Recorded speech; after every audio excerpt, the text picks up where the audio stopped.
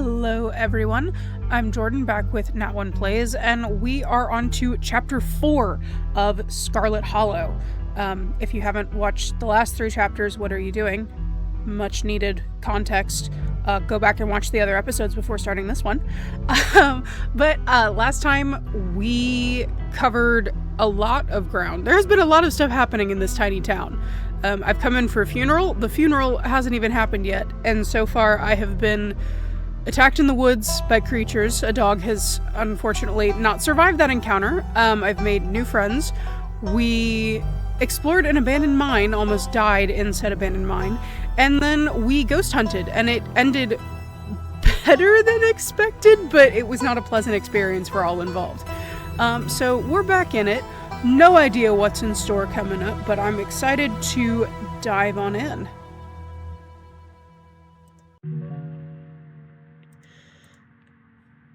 Alright, episode 4 awaits. I've already saved. Continue. Would I like to see a recap of episode 4? Before starting episode 4. Duh, I haven't played episode 4 yet. Yes, just a recap of episode 3. And this one was a doozy. As you ready to leave, Janie approaches from the far side of the kitchen. Tabitha remains between the two of you, impatiently tapping her foot. Oh, Cosmo, before you go, I heard about what happened last night. I mean, I heard about it before Miss Tabitha mentioned it just now, and then I heard it again. I just wanted to say that I'm so sorry you got caught up in that. I'll be praying for Oscar and poor little Rosalina. They're such sweethearts.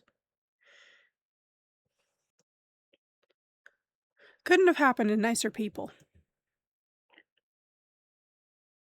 Morning. Is the new blend ready? Of course. Cosmo, if you'd like to keep Miles company, Tabitha and I will be just a minute. And I tried to eavesdrop and it didn't work. Well, if it ain't Cosmo. Beau, this is Miss Scarlet's cousin. She was there with Stella that night in the woods. It's a pleasure to meet you, miss. My name's Beau. I'm Duke's boy. I hope you've been faring better since all that unpleasantness.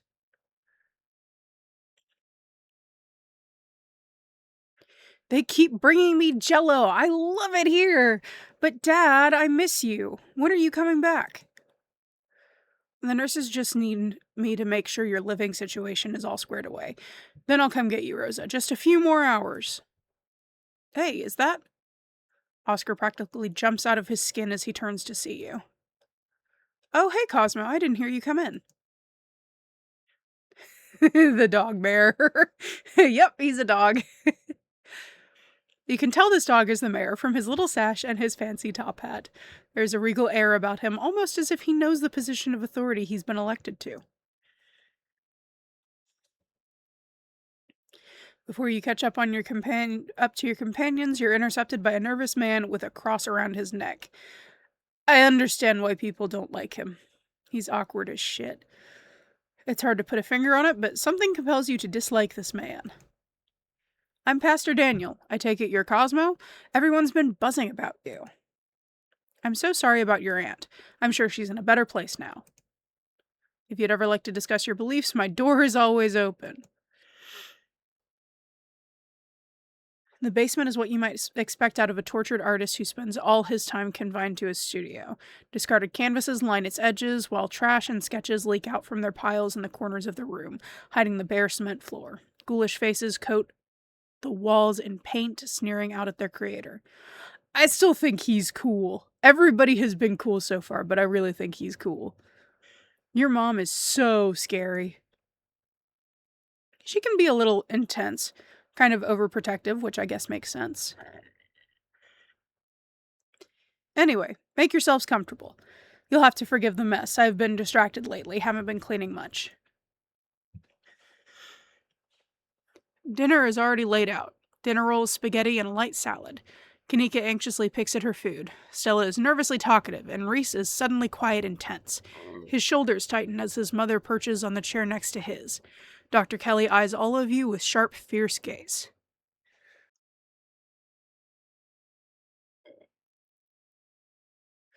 So, we were talking about maybe watching a movie sometime this week while Cosmo is still in town. We'll have to see how you're feeling, buzzkill. I can handle a movie, Doc. Yeah, we'll just sit downstairs in the dark. Reese is used to that. I'm sure he'll be okay. You're always overestimating how much you're able to do, Reese. This is why you keep getting sick.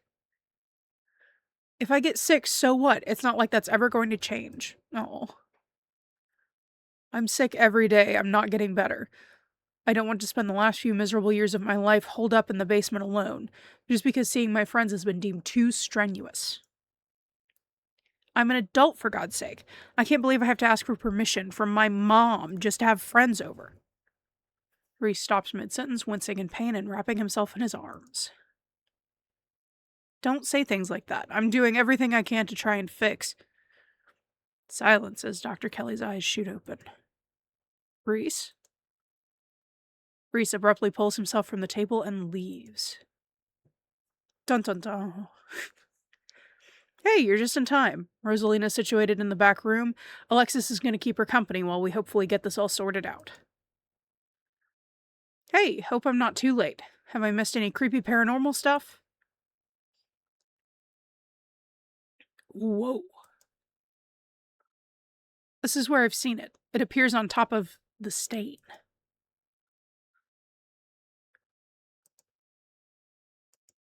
Stella pulls back the carpet, revealing the hatch. The floor around it is stained a reddish brown. I'm going for it.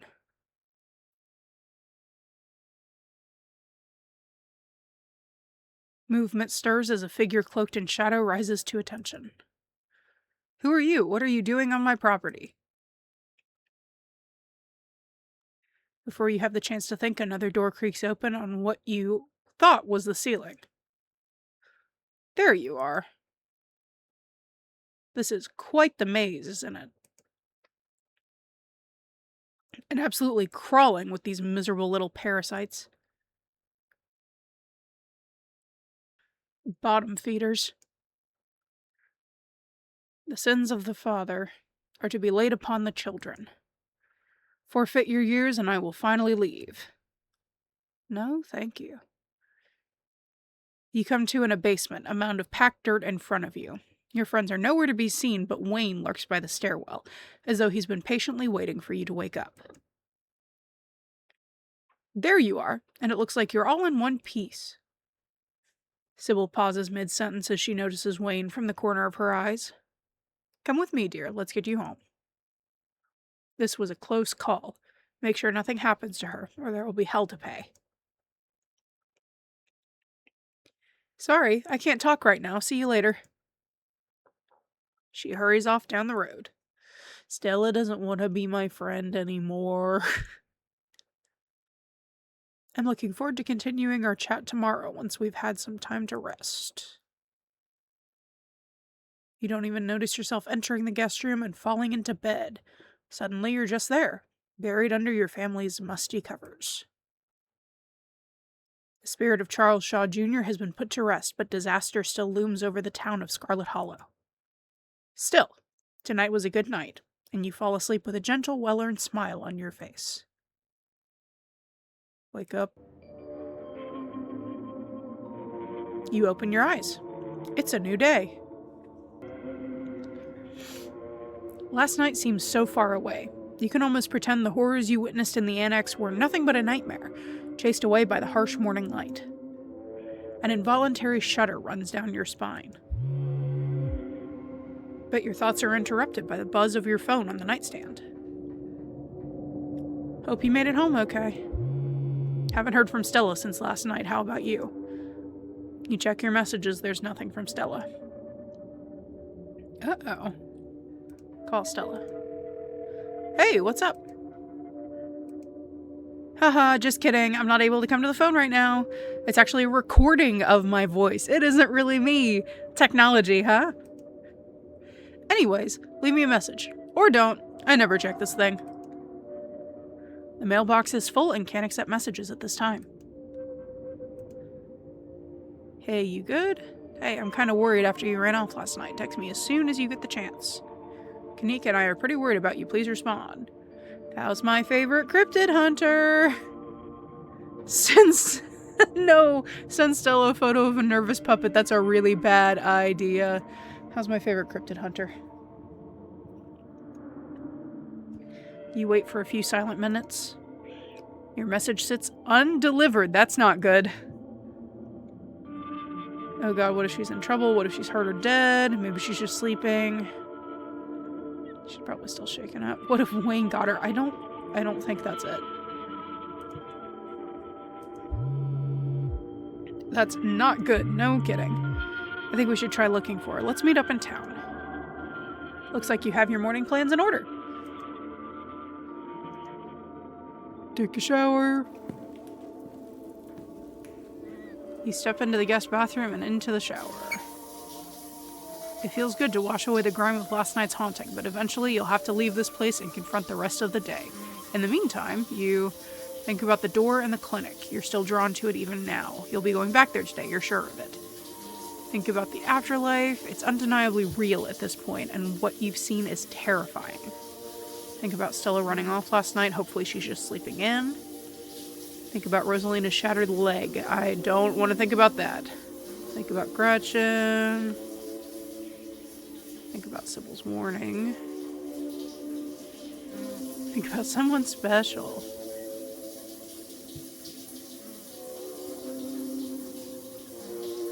You're done here. You turn off the faucet and dry yourself off.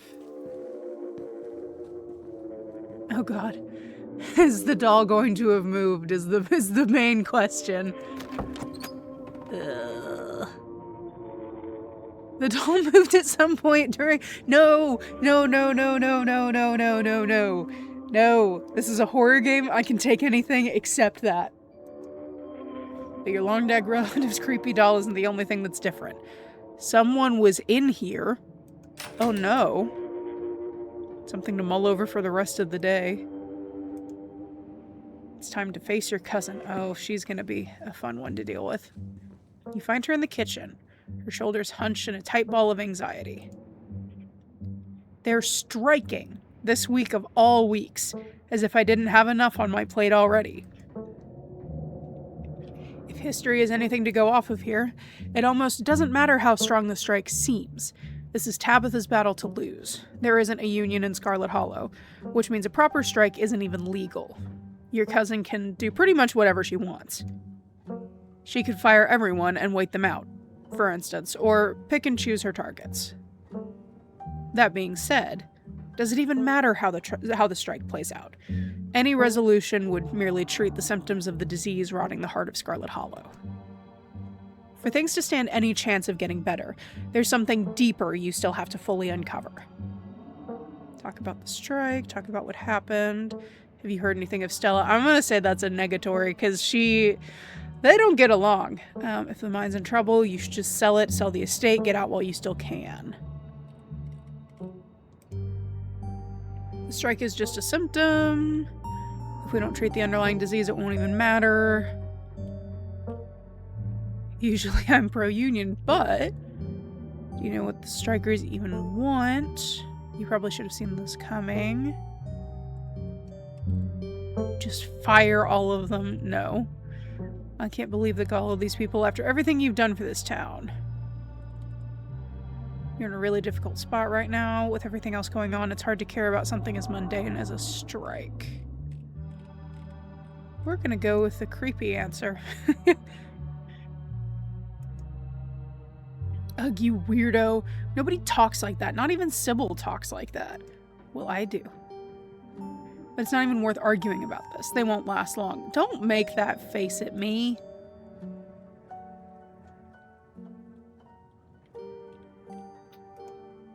So that's why the ditchlings are here. They predicted the strike. What? Never mind. Sure, knock yourself out. This is exactly what those ditch things are here for. Do you know what the strikers even want? I haven't seen a list of demands. I'm sure it's just the usual. I promise you that if any one of them were in my shoes for a month, they'd all be singing a different tune. We're gonna just... yeah.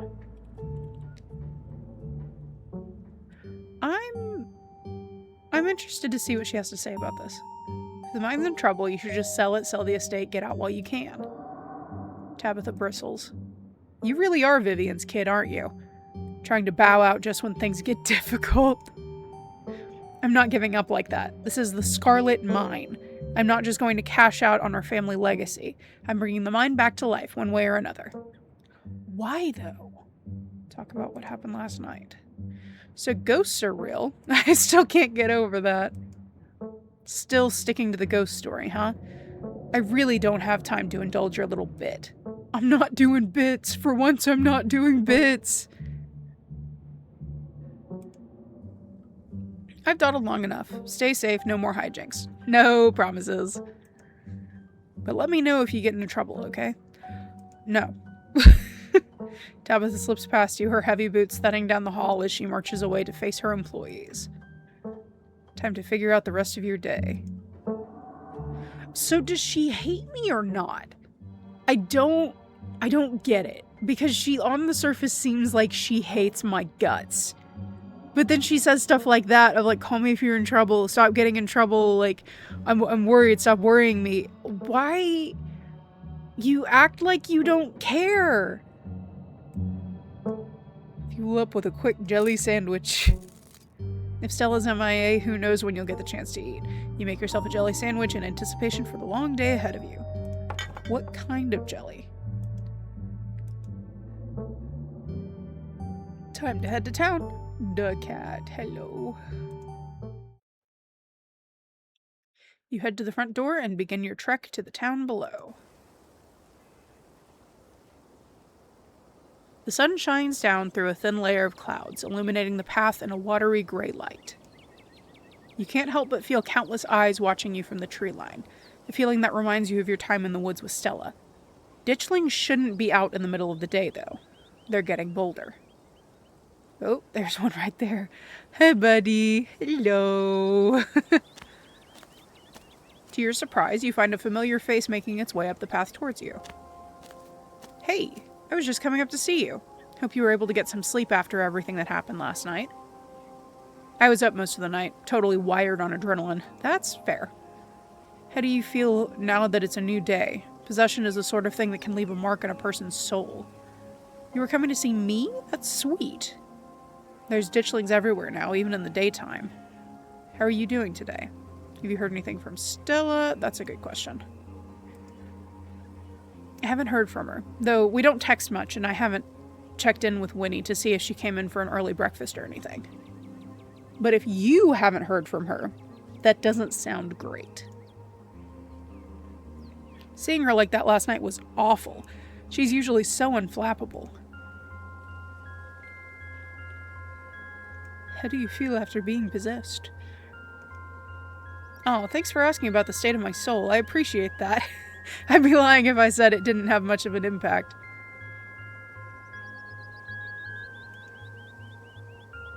I kind of feel bruised all over, physically and spiritually. But hey, that's part of life, right? Nobody makes it to the end completely unscathed. They're so chill. I so love their vibe. I'm also kind of thrilled that my new emotional baggage comes from a ghost instead of some boring normal trauma. Ditchlings are everywhere now, even though it's daytime. Turns to survey the tree line. I noticed a few on my way up. They're kind of funny, now that I'm getting a good look at them, with their scrunched up little Sharpay faces. So should I be worried about these things? I know they're a bad omen or something, but like, are they dangerous? They're not going to eat me if I take a wrong turn, right? You need only fear what they foretell. Not eaten, just used as an incubator. That's probably worse, though. I don't know. No, but you might get some eggs laid in your skin. They're pretty small. We might be safe. I don't know. They might. Not if you eat them first. That's a great answer. Not if you eat them first. Avery laughs. Good strategy. That'd really show him. Must assert dominance over the ditchlings. I wonder what they taste like. Organ meat, maybe? Might go well in a pie. That's some Sweeney Todd shit. Throw some thyme and rosemary in there, saute them with some root vegetables, then pair them with a nice red.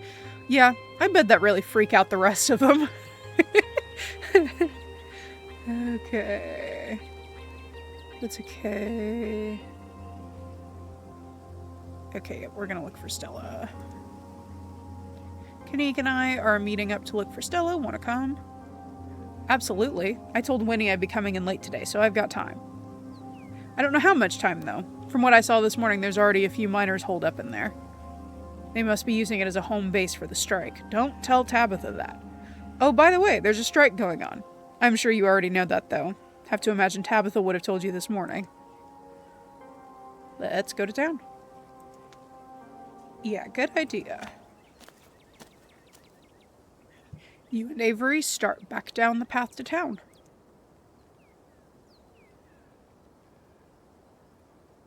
It isn't long until you once again find yourself on the main street of Scarlet Hollow. There she is. Cosmo, you made it, and you picked up an Avery along the way. Hope you're both doing okay, like, emotionally. Yeah, I'm not too bad. That's good. I feel like I got crushed by a steamroller or something. Joints all out of whack, totally exhausted, super foggy. Mom has been insisting I caught a cold and I wasn't buying it, but as of this morning I've come around. It's definitely something beyond exhaustion, even considering the ridiculously stressful week we've all had. But I'm not gonna let that stop me from looking for Stella. You still think there's any rational explanation for this? Is someone manning the general store? I'm supposed to see your mom at some point today. Maybe she'll finally shed some light on things. I'm not sure what she's planning to tell you today, that she couldn't have told all of us last night. Maybe she's going to read your fortune. After last night, I would doubt that she actually could. I wouldn't doubt that she actually could. Important distinction. Your mom's always had a bit of a Glinda vibe going for her. Yeah, maybe I should stop making fun of her for the words. Yeah, maybe I should stop making fun of her for the whole New Age mystic thing. A lot's happened in the last couple days. And I need to take a page out of Stella's book and just block this shit out. I need to be focused. I can't have all these existential crises. There will be plenty of time for tea after we've found Stella. I really don't care if someone's manning the general store. That's not all I'm worried about. Stella. Are you sure we need to go look for Stella? She's a grown woman. No, that's not what friends do. She's probably okay just dealing with complicated emotions. Agreed. Let's get to work. Where to first? Let's go to Stella's house. We should check on Oscar. Check the diner. Check the mines. Check out... Ooh, I'm really curious to check out the church. Let Avery know that you and Kanika can take it from here. I'm not dismissing Avery. Avery's cool. Supposed to get tea with your mom today. Let's go. It's so unlikely that she'll be there, but I really want to see what's going on in the church. The church? Why? I see what you're thinking. Stella was confronted with evidence of the afterlife, so she might try getting into all that religious stuff. It's worth checking out. Avery's on the wavelength. I think we might be barking up the wrong tree, but I guess you're right. There's no point in not being thorough. I just want to snoop and see if the pastor has anything creepy to say. I wouldn't mind stocking up on some holy water while we're there too. See? That's a good idea. Seems like a good idea to cover all of our bases at this point. I don't think Baptists do the holy water thing, but I'm sure Pastor Daniel would pretend to bless some water if it meant keeping us around a little longer. That's good enough for me. Let's not linger, though. I don't want him thinking we're possible converts. Kanika leads the way, taking you up the gradual slope towards the church. You know, I've lived here for a few years now, and I've never actually been to the church. That's probably for a good reason. Where is that weirdo? Oh, there he is. My, 4 visitors at once on a Thursday. This is unprecedented. But there are only 3 of us. Oh no, were we followed by a ditchling? Were we followed by Wayne? Oh, hey Zane. Sup, old people. Oh, it's just Zane. What is he doing here? All the glimpses of death I've had in the last 2 days have forced me into the midst of an existential crisis, my dudes. I wanted to see if faith held any answers for me. Alas, I have not yet found the solace I seek. I love this dude. He's so, like, simultaneously both Wayne and Garth from Wayne's World and also Bill and Ted. Give it time, Zane. It sometimes takes a while for the Lord to work his way into your heart, but when he does, you won't regret letting him in. Be sure to look over those pamphlets I gave you, and of course, I'm always here if you need to talk. Sure thing, Pastor D. Peace out, y'all. Anyway, we're looking for Stella. She wandered off last night and no one's seen her since. You or Janie haven't seen her around, have you? I can't speak for Janie, but I'm afraid I haven't seen neither hide nor hair of Stella. If you'd like to talk to my wife, she's just over by the alpacas. There are alpacas? Though, Cosmo, I was hoping we might be able to talk in private. No. Actually, yeah, I want to hear how scared you were when I called you. What do you have to say to her that you can't say in front of us? Please, if you wouldn't mind, this is a personal matter. It's alright, we can get the juicy details later. Yeah, I'm absolutely gonna tell them everything as soon as we're done talking. I'd rather folks not pry on this. You know how rumors get started. Yeah, what do you have to say to me that you can't say in front of Kanika and Avery? Yeah, no way, I'm talking to you in private. Important things. I won't bite or anything, I promise. We can talk here, right in the open. I guess we'll leave you to it while we check in with Janie. We'll be right over there by the fence that's conveniently in your line of sight, okay? See you in a minute. Your friends head off towards Janie and the alpacas, leaving you alone with the nervous pastor. I'm so glad you decided to come up and visit me.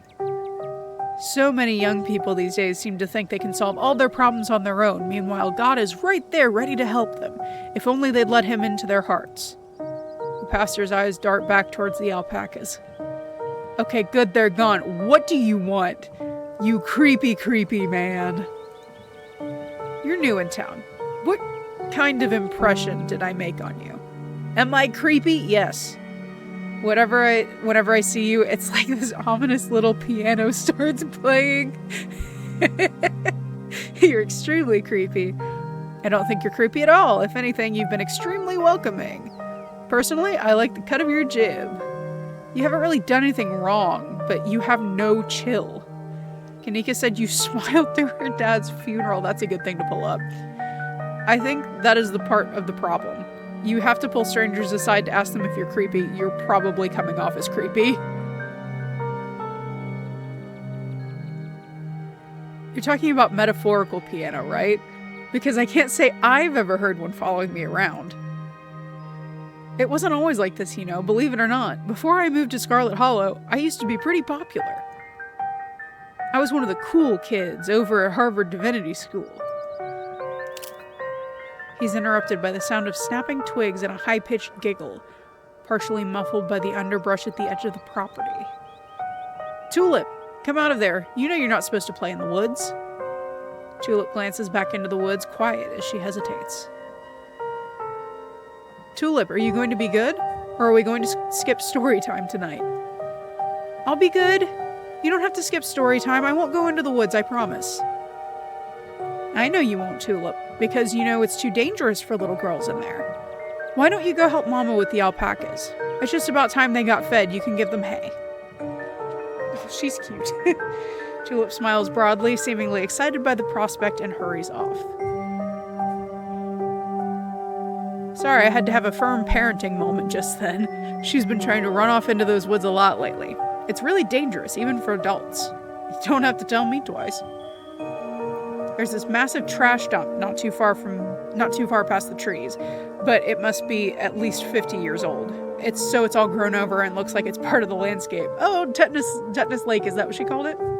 If you accidentally walk on it, you might find yourself falling into a hip-deep mound of rusty cans and broken glass. Tulip made up some imaginary friends and keeps telling us that they want her to go out there. like the word of some fictional creature she made up is going to convince us it's a good idea for her to play in somebody's old garbage. But she's 7, of course. She would get some funny little ideas like that.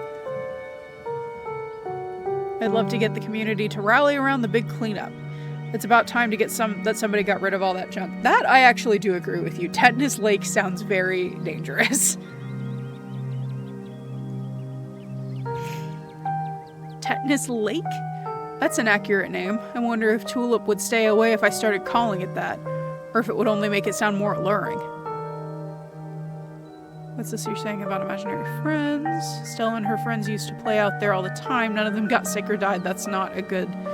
That's survivorship bias. What were you saying about imaginary friends? Oh, she's just been talking about these friends of hers lately. Little stories about creatures that live in the church. I'm sure she saw some animal in there and decided it was her friend. It's nothing to be overly concerned about, except the trash heap situation. Out of the corner of your eye, you see Kanika and Avery walking back to the two of you. They must have finished talking to Janie. Janie says she hasn't seen Stella either, so we'd better get going. Thanks for suggesting we head up here, Cosmo. We got to feed the alpaca. I missed out on feeding the alpacas. Aww. They were so cute and soft. It was awesome. And Janie says she'll come by the diner with cookies for the miners, and a few extra for me, of course. Hope your talk with the pastor went well. Yes, we had a great conversation. I appreciate you all stopping by, even if it wasn't under the best circumstances. I'll let y'all be on your way. And I hope Stella turns up soon. I'll put in some good prayers with the big man for her. Alright, thanks. See ya. Kanika and Avery start back down the path to town, and you follow. So, what was that about? He seemed pretty insistent on talking to you, alone. Yeah, he didn't say anything weird, did he? So weird. He wants to know why everyone in town thinks he's creepy. Tulip's apparently made some weird imaginary friends. We might want to check that out later this week. That's actually a good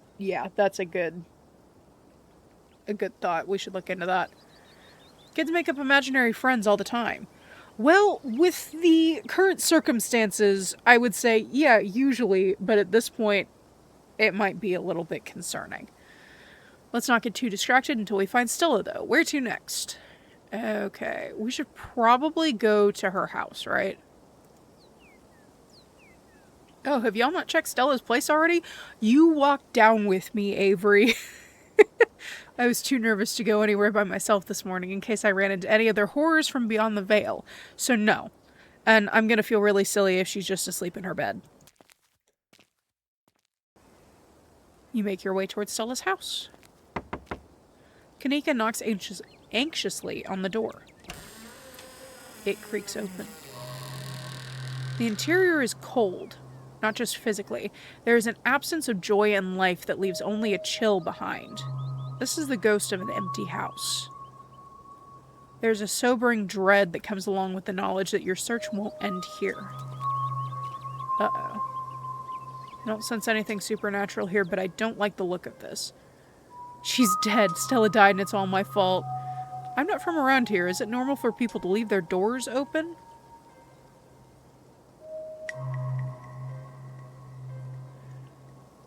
Might as well invite ourselves in, right? Yeah, we should go in. Cool. I'll be brave and go first. Avery casually steps over the threshold into Stella's house. The living room is almost exactly as you saw it the other day. Whatever happened to Stella, it doesn't look like it happened here. Doesn't look like there was a struggle or anything, unless it happened in another room, or maybe someone or something caught her off guard. You didn't have to add the last part. I'm going to forget that you said that, and just be thankful that it doesn't look like a crime scene. Investigate the house. You make your way down the hall to what you assume to be Stella's room. She's not here. Though it is a little untidy, it's the sort of untidiness that accumulates when someone doesn't often have guests in their bedroom. There isn't any sign of violence. Check the computer. I love seeing someone's room before they've had a chance to clean up for company. It's a neat little snapshot, you know? Sure looks like a room. It's a mess. Do you think there was a struggle? I don't think there are any clues. We can check the computer. I'm not sure we should be snooping in her computer. Isn't that an invasion of privacy? Well, she's missing, so we already broke into her house, right? For all we know, there could be some sort of clue on there, like a note detailing exactly where she is. We didn't break into her house. The door was left open. Well, maybe the computer was left open too. I'm with Avery. What if we don't find Stella and it's all because we didn't snoop on her computer? If Stella didn't want us to snoop, she shouldn't have gone missing. I don't make the rules. Okay, but what if she's been gossiping about us to our online friends? Look, I know it's an invasion of privacy, but we've got to do whatever we can to find her. Okay. You're no fun, but fine. Okay, I'm not taking any of the we don't snoop options, because I don't think that's a good idea. I'm going to agree with Avery.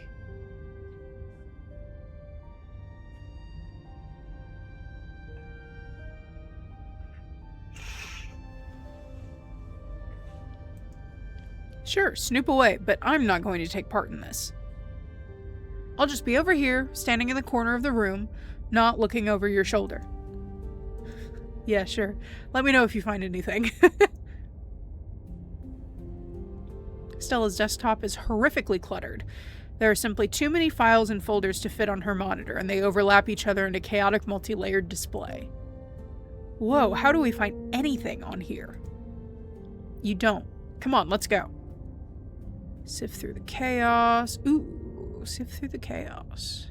You've spent plenty of time with computers, and are more than capable of sifting through the chaos of a messy desktop. One folder catches your eye. Boring tax stuff. Years of helping friends with their computers have made you all too familiar with this folder. Boring tax stuff never contains boring tax stuff. For that matter, it never contains anything related to taxes. Its contents are never boring. Open the folder. Oh? You open the folder. You're surprised to find it contains a carefully mapped out diagram of the Scarlet Hollow mines, including holes and fences and areas with low visibility. Stella, what have you been up to? There's also a handful of old photos of Stella and Tabitha together as teenagers. Tabitha wears an uncharacteristic grin, an authentic, joyful smile, and Stella's eyes are somehow brighter, less tired. Both of them seem to be living in a happier time. Okay, I take it back. This is way too personal. I'll just join Kanika in the corner while you wrap things up. Check the open tabs, just in case. It would take you all day to count the number of open tabs in Stella's browser. So numerous are her tabs, you can't see a single icon. Oh my god. I see of rounded featureless triangles from the Windows edge to Windows edge. Her most recent open tab is a post on Uncle Carl's Bigfoot Farm, a forum for cryptozoology enthusiasts. You visited Uncle Carl's Bigfoot Farm in the past, despite the name and despite the fact that the posters call themselves Carl's Big Feet. The community takes itself very seriously, and it's one of the more consistently active cryptid boards on the web. The post in question is titled, "Something Big is Happening in Scarlet Hollow."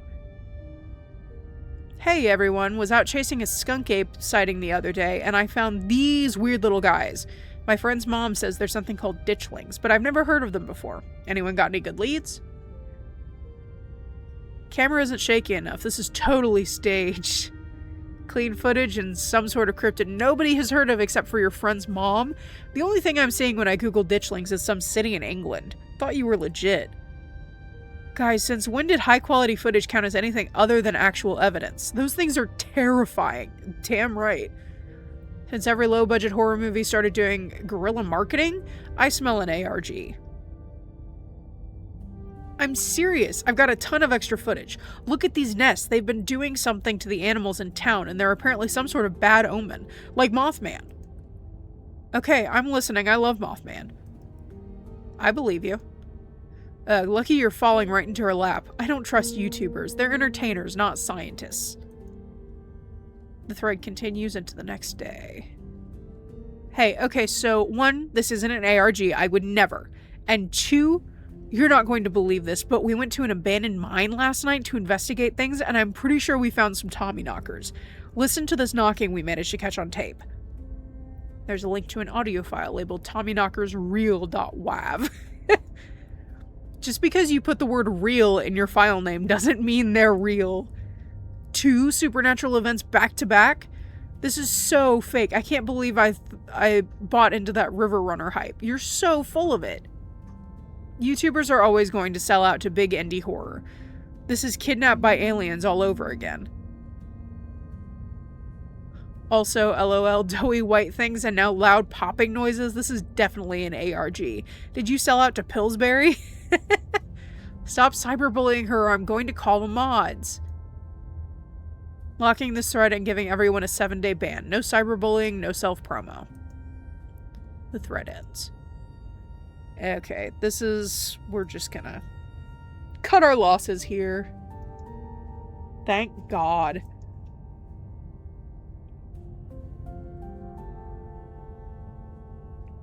Okay, it's a mess. I don't think there's any clues here.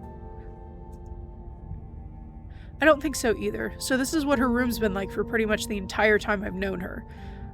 The only thing that's changed is the computer getting a lot fancier. I could use it for a few more houseplants. I'll put together some trimmings for her when we found her. Oh, she still does that corkboard with string thing. She loves to put the strings on there. I don't think they actually mean anything. They're more for decoration anyway. Investigate kitchen. Stella's kitchen is slightly messy. A couple cabinets are hanging open and a loaf of bread sits on the counter by a used butter knife. Looks normal to me. I don't know, it's a little messy. If this is a little messy, I don't want to know what you call my room. I wasn't judging. There's nothing wrong with a little mess. Or a lot of mess. We're getting off track. Stella's house has always felt a little sterile to me. This feels a little too lived in, if that makes sense. Though maybe that's just because I've only ever been over when she was already expecting me. Maybe this is just a rare peek behind the curtain at the real Stella. The real Stella should call her friends and let them know she's okay. True that. You leave. So maybe she came home last night, maybe she didn't, but she's definitely missing. I thought I was overreacting this morning. I hoped she would just be sleeping in. I can't believe she's actually missing. We'll find her. Where to next? Okay, the cops don't like me. Let's check out the diner. We should go to the mines. At first I didn't think that was helpful, but considering that she has a map, if she wanted to get somewhere where nobody else could find her, that might not be a bad idea. Let's check in with Oscar. I hope nothing else happens after we all went home last night. They're so brave for sleeping in that house after everything we went through. I'd rather sleep in the woods with the ditchlings than someplace that was that haunted. Your mom said it's safe, and I'm inclined to believe her. Why would she lie? But how would she know that? Magic, probably. There's only one way to find out. Let's go. Morning light streams in through the library's large windows. In the bright daylight, it's once again a place of comfort, all ominous having fled in the wake of Charles Shaw Jr.'s departure.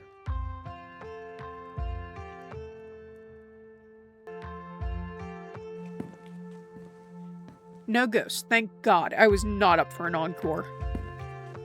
Yeah, it's gone, just like your mom said it would be. I guess Oscar must be in the back now. I know that's where I'd be if I finally got my house back. I've always been surprised at how unsupervised this place is. Sometimes it feels like anyone could walk in and do whatever they wanted. Like what? Steal books? I mean, they could, right? I'm not saying anyone would. I'm just saying that people in this town trust each other. A lot. It's nice. Let's go find Oscar. You make your way back towards the annex. It feels strange to be back here in the light of day, as if the events of the previous evening were all just a terrible dream. More accurately, it feels as if the events of the previous evening were mostly just a dream. That hideous stone carving is still buried in the basement. And though it's subtle and subdued, you can still feel the faintest of hums reaching out from behind it. This hallway really takes me back. It feels like it was only yesterday that we were last here, blissfully unaware that our entire lives were about to change forever. It was only yesterday. I know. Kanika knocks on the door. Oh, good morning. It's good to see all of you. Please, come in. You're doing really great, Rosalina. Not a lot of kids your age can take the shot that well. You're being so brave. You don't have to talk to me like I'm 5. But you are brave. You really are, Rosalina. You're like so badass. Alexis is right. This is more than most people have to deal with in their whole lives, and you're all taking it like a champ. Dr. Kelly's kind demeanor vanishes as she turns and glares at you, so she really is just not a jerk to kids and hates everybody else. Oh, I see we have visitors. How is she, Doc? How are you doing, Rosalina? I'm guessing Charlie didn't come back for an encore. How's Reese? That's not gonna end well. Have any of you seen Stella since last night? Tired. My leg hurts a lot, but the medicine is helping. It's not so bad now. Plus, I got to lie down in an actual bed last night, and you have no idea how good that felt. Thanks, Cosmo. I can't believe you got any sleep last night after all that ghost stuff. I just sat on the couch with all the lights on. I don't think I slept at all. I really needed some rest after, the hospital and my foot. Your body is desperately trying to get you to rest. All that activity yesterday was pretty brutal on your injury. It's never going to stop hurting if you keep pushing yourself. So what are you not going to do today? Anything? That's right. You're staying right here. No walking around, no investigating haunted houses. Sorry, Dr. Kelly. I should have been better at stopping her. I take full responsibility. As her father, I should have. No need for anyone to step in and take blame for anything. It's the hospital's fault for sending her home at all. It's gross negligence, if you ask me. But give it time. Then you can do all the activities you want. All right, Rosalina? Have any of you seen Stella? Not since dinner. She hasn't gotten in touch with any of you? I'm starting to freak out a little bit. I really care about her and she's just gone. So I'm guessing that's a no. Nope, we have no clue where she's gone. Would I be asking if she had? You'd be right. I haven't seen her since she ran off last night. I should have done a better job warning her. Oh, buddy, stop blaming yourself for things. Stella was practically banging down your door trying to get evidence of ghosts. I don't think you were going to be able to stop her. There was no way you could have known how she would react when she found it. I don't think she knew how she would react. And besides, you didn't know how bad it was going to get. You can't blame yourself for everything, man. Damn right. I know you probably feel like it's your responsibility to make sure everyone around you is okay, but sometimes that's just not going to be possible. You're only one guy. That's what Rosalina's always saying. I suppose I do apologize more than I should. You really do. Warn Dr. Kelly about stone carvings. So are you going to start poisoning her now too? Don't antagonize people. It would be funny, but don't. I really want to click it and see what happens, but I don't want this woman to fight me. Okay, how's Reese? He's fine. Had a rough night, but he'll recover. He's used to this sort of thing. He just needs a couple of days to get back on his feet. That means no more excitement, not even a movie.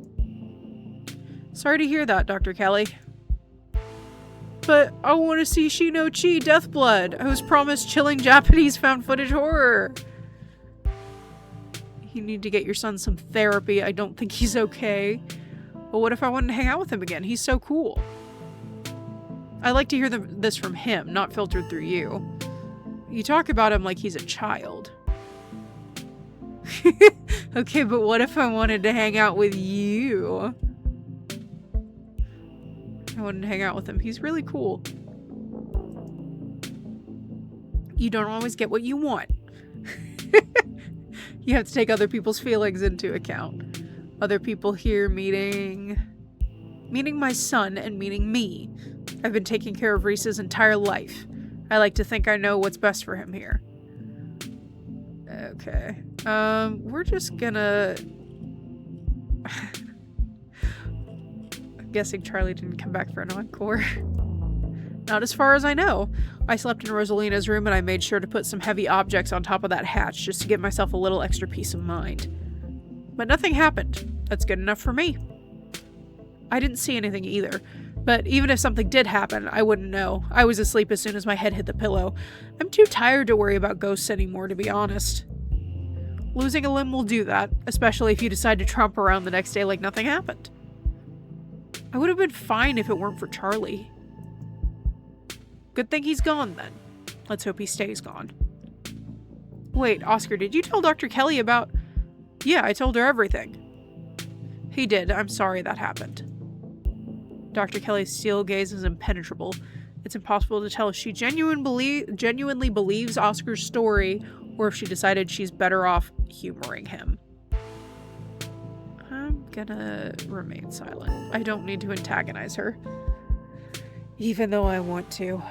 So, you've got your meds, you've got your nest of pillows, a helpful friend by your side, and a cat to keep you company. Seems like you're all set. Make sure you do a whole lot of nothing today. I will. Bye, Dr. Kelly. Yes, thanks again for coming down to see us, Joan. Oh, her name's Joan? Did I know that? Or did I not know that? Not a problem. I'd much rather she stay put than have to get in and out of cars. I'll call later today to see how things are going.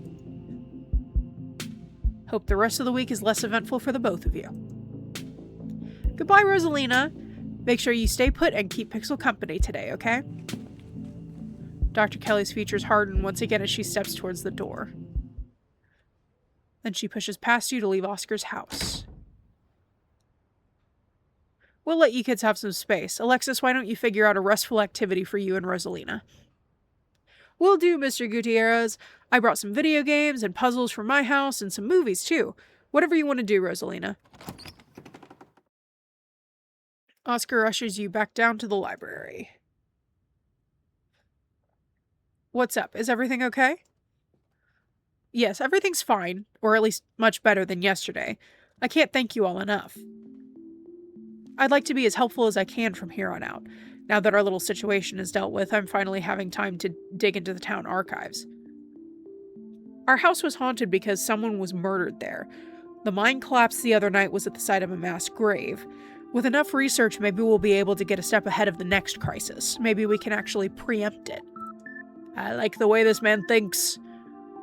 This is assuming we're going to get to the next crisis. That's assuming there's going to be a next crisis, but something tells me we aren't in the clear yet. We should compare notes. Not that I have anything to start with, but if you know anything that might narrow down my search, it could save me a lot of time. I don't think we actually know that much more than you do, but I've got some hunches.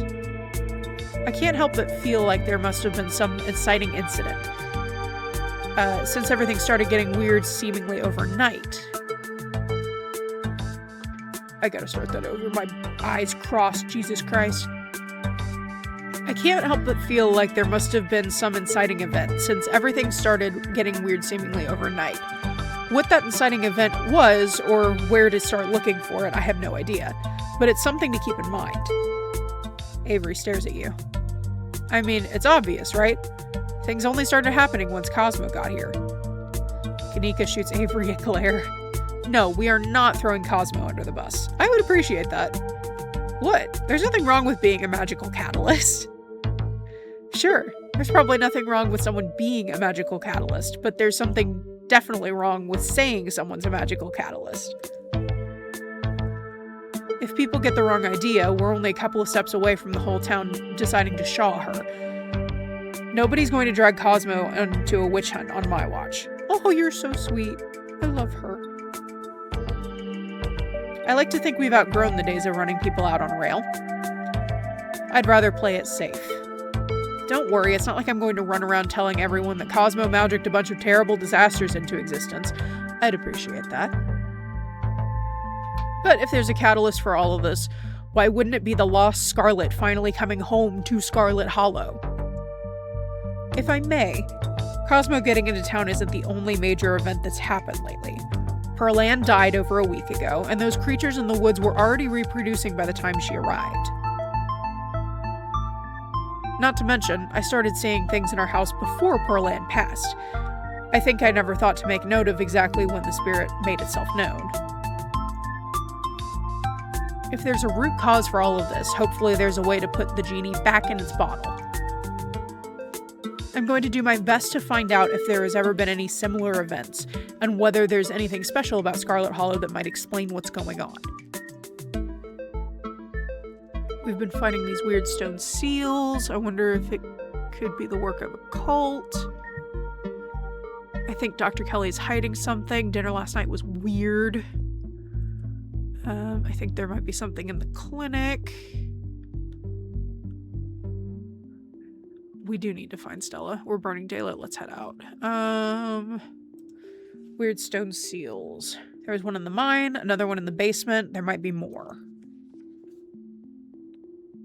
These are those carvings you mentioned last night, right? To think there was something like that under my house all the time, and to think someone must have put it there, but who? This gives me quite a few threads to follow. Thank you, Cosmo.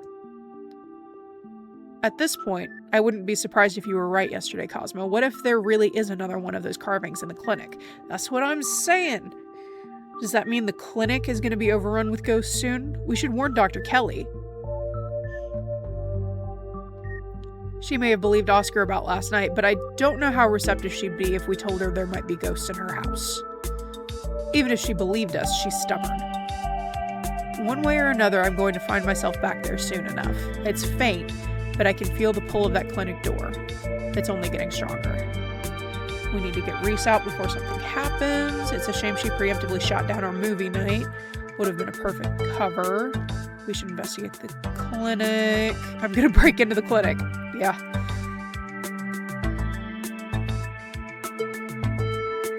You're not planning on breaking in, are you? Maybe. Because if so, nope. You are not going to do that. Let's not have a repeat of last night. But the ghost is gone, isn't it? We should be more cautious about what we do next. We don't want to get anyone attacked or possessed by any more ghosts, even if it is to help a friend. I don't know if we have time to play it safe. Just give me a day or two to do some research before you do anything rash, okay? No, I'm breaking into the clinic. We have a carving right here. Maybe studying it can give us some new leads. Yeah.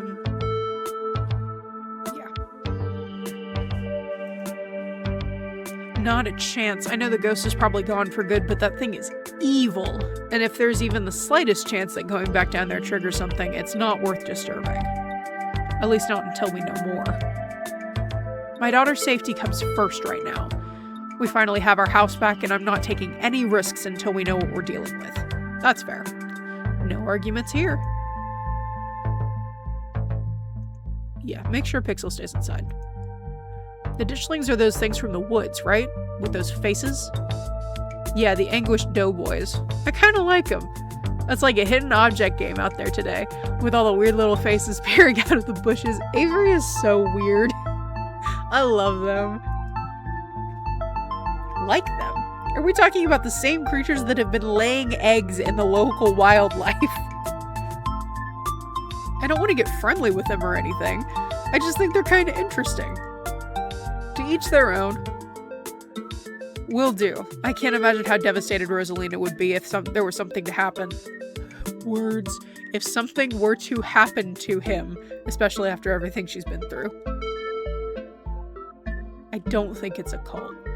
I think we're missing a vital team member.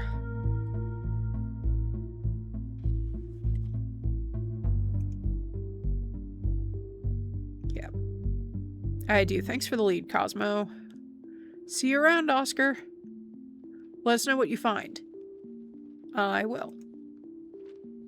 You pause before leaving, your eyes lingering for a moment. If there's anything else you'd like to say to Oscar, you should say it now before you leave. Flirt. Okay, I should say this.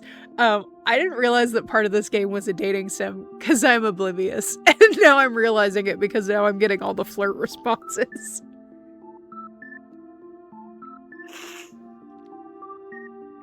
Now's not the right time. You'll wait for a better opportunity later this week. You're still weighing your options? Yeah, I'm still weighing my options.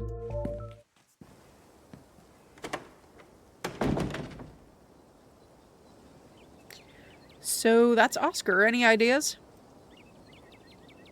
We should go to the cops, check out the diner. I don't... We can go check the mines real quick. I don't know that she would be in the diner. I guess there's a decent chance Stella went to find your cousin since they're... friends. You don't see it? Oh, come on. The two of them have such a dynamic, you know? Classic dog and cat situation. Come on. I'll drive us. You follow Kanika to her van. It isn't long before you find yourselves outside the Scarlet Mines. There's a small gathering of the workers outside the entrance to the mines. We're not going to get through. Picket signs in hand. Is this a strike? They're striking?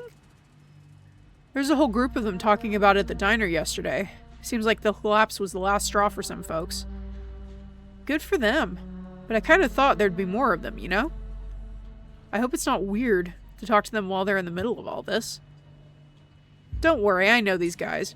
Most of them are in the diner at least a couple days a week. They'll be chill. Will they be chill talking to Tabitha's cousin, though?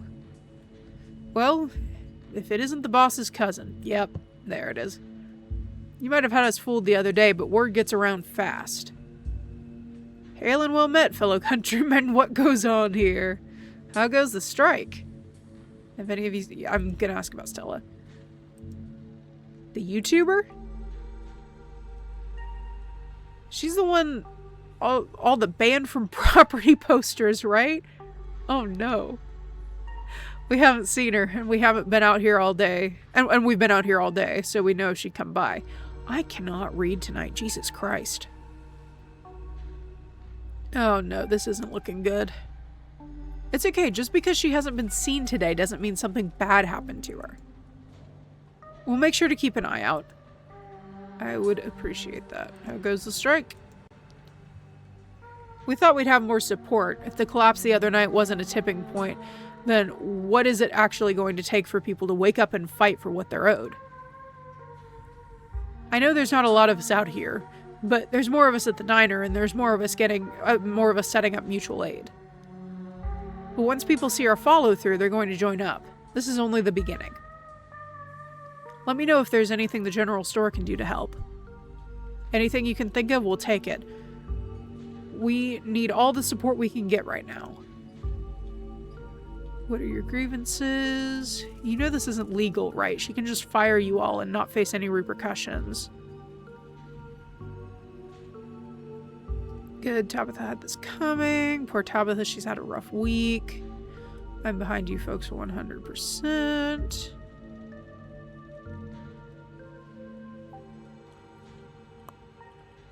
I don't want this to come off as sassy.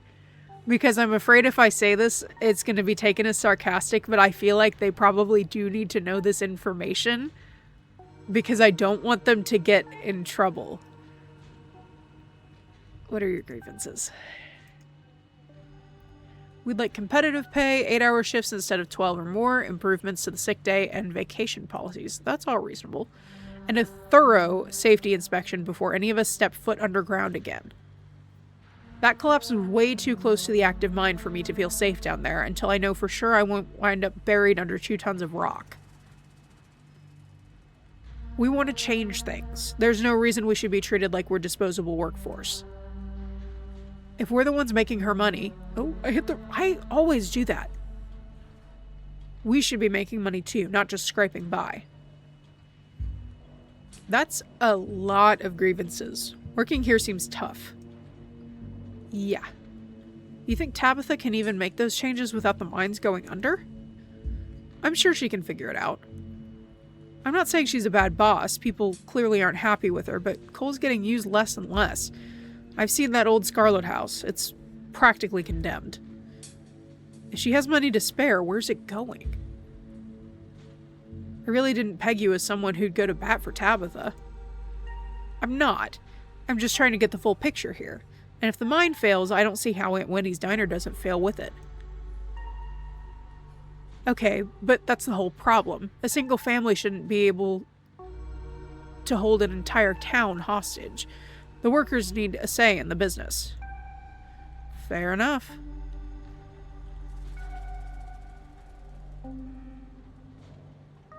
Let me see. That's it? Look, I need to talk to my cousin. I'd be happy to pass along your demands.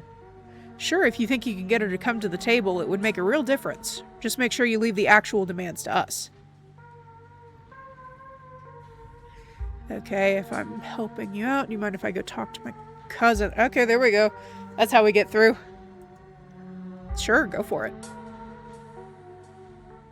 I don't care if they're okay with you going in. I'm still not crossing the picket line. Besides, I don't think Tabitha would be too happy to see me. I'll just wait by the van while you go talk to her. Same. Everyone who works here is a regular at the diner. I don't want to make things weird. See you on the other side. Oh, now I feel bad about crossing the picket line. I didn't think about that. No.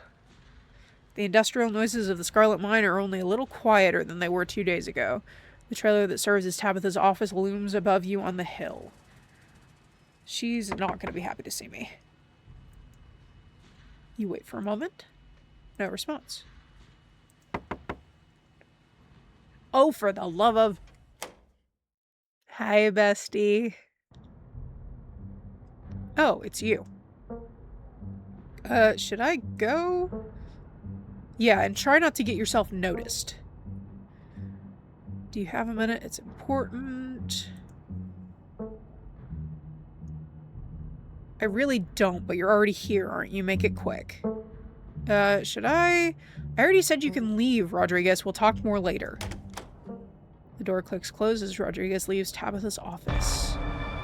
Hello! The instant you're alone, Tabitha rounds on you. She grabs you by the collar, her face close to yours, eyes are full of rage. Her words are frustrated hiss. Listen to me, Cosmo. Really listen. This isn't some fun little game, okay? This is my life, and if you value yours, you'll keep quiet about what you just saw. Are you threatening me? I don't care if we're family. I can make the rest of your stay here a living hell if you cross me. Girlie, I've already been attacked all 3 nights I've been here. You don't scare me. Her grip loosens. Sorry to get scary for a second. I'm so close to having everything under control here. I can't risk you mucking it up like you've done with everything else this week. I start crying. I kind of want to just start crying. I'm gonna do it. Tears well up in your eyes, your lower lip trembling. Oh, geez, are you crying? Really, look, I said I'm sorry, okay? I didn't mean to fly off the handle. I just feel like you've been pushing my buttons on purpose and I hit my limit. Can I just stand here and cry? Gotcha, I wasn't really crying. I just wanted to see how you'd react. I'm gonna tell everyone what I saw, and I'm just gonna cry harder. She pats you on the back, her hand flat and stiff. There. Now please stop crying. Don't make that face. What did you come up here to talk about anyway? Stella's missing. Have you seen her? Love you, bye. She's missing? Tabitha's quiet for a moment. I'm sure she'll turn up, but I'll see if I can get a hold of her. I don't think looking for my missing acquaintance gives you a pass to do anything dangerous. You're forbidden from doing risky things, even for what you think might be a good reason. I'll wind up where I wind up. Those who seek to avoid doomed prophecies often fulfill them through their attempts to be free. I don't think I'm able to judge what's risky or not. Last night was supposed to be a cakewalk. I promise I'll stay safe. I'm not going to. Are you trying to tell me that destiny is what's compelled you to give me back-to-back migraines this week? Absolutely. Great. I can't wait to find out what ridiculous situation you wind up in today. I want to talk about the strike. Sure. Let's humor her. Let's try to go deep and see if she's actually... Do you really think I want to have some kind of heart-to-heart right now? I don't know, Tabitha. I'm sorry, Cosmo, but I have work to do. Save your probing questions for some other time. Or never. I don't care which. Wow. If not now, when? I'm only here for a few more days. I'm just trying to connect with you. You're making it really hard to connect with you. Why did you even invite me here if you dislike me so much? God, you suck. I can't believe we're related. Was it so wrong of me to reach out to the last living family member I have so I wouldn't have to bury my mother alone? I didn't know what you'd be like. I didn't know how much we would clash. If I had, maybe I wouldn't have invited you. Or maybe I would have anyway. Maybe this is still better than being alone. We're family, Cosmo. That means something to me. Does it? 'Cause you don't like me. She's not going to be happy about me talking about the strike. Good for you. I don't. No, if you have something else to talk about, spit it out. Otherwise, get out of my office. Wow. Bye, I guess, weirdo. I don't know what to do with her, man. You find Kanika and Avery waiting for you outside. You don't look like you found any new leads. It feels like we've done our due diligence here. Come on, I'll drive us back to town and we can figure out our next move from there. Where to next? I'm supposed to get tea with your mom today. Maybe she'll have some ideas. Sure, we can humor her. She's probably going to give you some rocks or bundles of herbs for protection or something, which might actually work. Who knows? Guess there's only one way to find out. Let's do it! The bells of the general store chime welcomingly as the three of you enter. Kanika, there you are. You were supposed to stay in bed today, remember? And hello, you two. I hope you're both recovered from last night's fiasco. Sorry, Mom. It's just Stella's still missing and Stella can take care of herself. Unlike you. You need bed rest and lots of fluids. You don't need to go running around town spreading that cold of yours. Go on. Get up to bed. I'll be there in a minute with more tea. I thought you had some kind of important thing to talk to Cosmo about. I'm really feeling okay. I wanted to hear what you wanted to say to her. I'll just be doing a tea reading. Haven't those always bored you to tears? Okay, you're right. I'm not feeling well. I should really lie down. Bye, Cosmo. Gee, thanks, Kanika. Kanika turns and heads towards the stairs without saying another word. Something isn't right here, but it's hard to put into words or pin down into thoughts. And I'm so sorry to be a bad host, Avery, but I was hoping Cosmo and I could do our reading in private. I'm sure Winnie needs help at the diner. Aw, you're right. I've totally left her on her own today. Fine by me. Wouldn't want to mess with your tea vibes. I'm sure those leaves are very particular. But before I go, I did want to ask. Are you a witch? As flattered as I am that you think I'm that magical, I'm just an old lady who likes tea and a few unusual hobbies.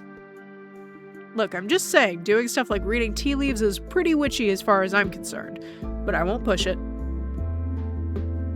Though just so you know, if you are a witch, you can totally tell us. We'd be cool about it.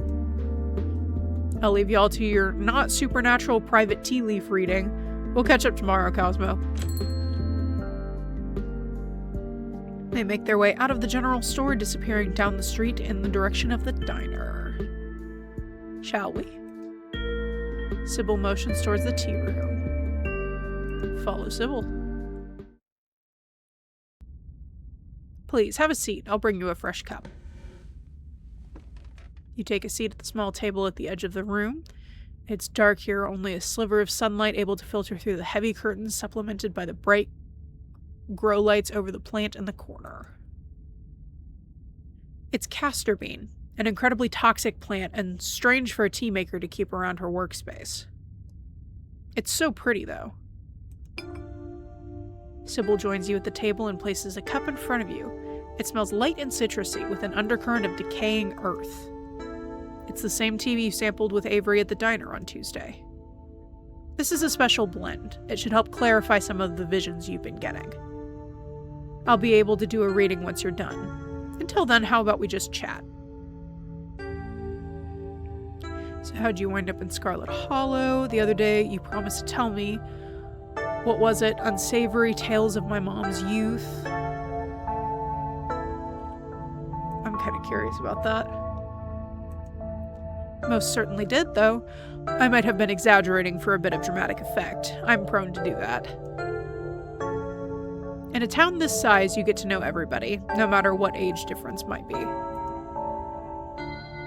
Vivian was a little younger than me, which meant I always had a certain older sister instinct about her. Her family wasn't good to her.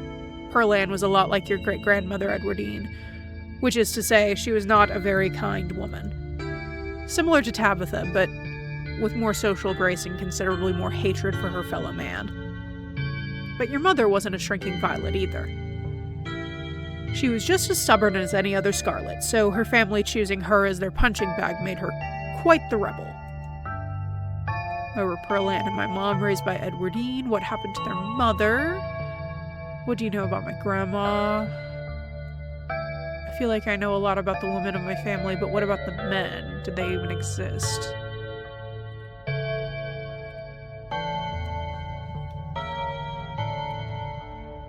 Their entry into this world was violent, I'm afraid. Their mother was young, too young to be pregnant, especially with twins. Oh, they're twins! She didn't survive the labor. Oh.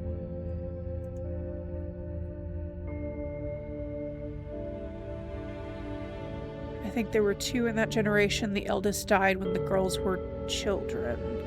Edwardine never spoke about them, nor did your mother.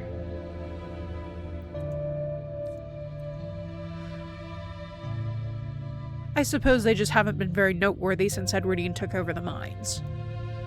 Her husband died a long time ago, and to be quite honest, I can't even recall his name. Wow. It might have been Stuart or something just as forgettable. From what Vivian said, her father was some teenage fling that ended once your grandmother found out she was pregnant. I'm fairly certain it was similar for Vivian, though she was much older, and I believe she was the one that ended it, what with skipping town and all. She came to me for advice. She was distraught. It was like she'd been handed a death sentence. Maybe it was fear from what had happened to her own mother, maybe it was something else. But she seemed convinced she was in danger. Tabitha had already been born by then, of course, and she was born in wedlock, so I assumed your mother's worries had something to do with religion. Though the Scarlets weren't particularly religious as far as I knew. But the way Vivian was the night she came to me, it stuck in my mind. It always had me wondering what it was about your family that made her panic so much at the thought of having a baby. Drink the tea. You take the tea, sipping it delicately. The citrus smell is fleeting, quickly replaced with the earthiness at its core, like you've taken a mouthful of dirt. But the aftertaste combines the two flavors into something soothing and medicinal, and you find yourself feeling more comfortable, your muscles relaxing for the first time in days. It's soothing beyond what you would expect out of ordinary tea. There must be something magical at work in the blend. The tea is gone before you know it, the small cup empty save for what's left of the rehydrated leaves coating the bottom. Oh good, glad you found the tea palatable enough to drink. It should do you some good. It's one of my more medicinal blends. Now, on to business. Sybil takes the cup from you, staring thoughtfully down at the sludge. Oh dear, this doesn't bode well. You've got just about every warning that can fit into the bottom of a cup. Cross, kettle, hourglass. All of these mean death, misery, difficulty, and the hourglass ties it all together with definite urgency. Fantastic.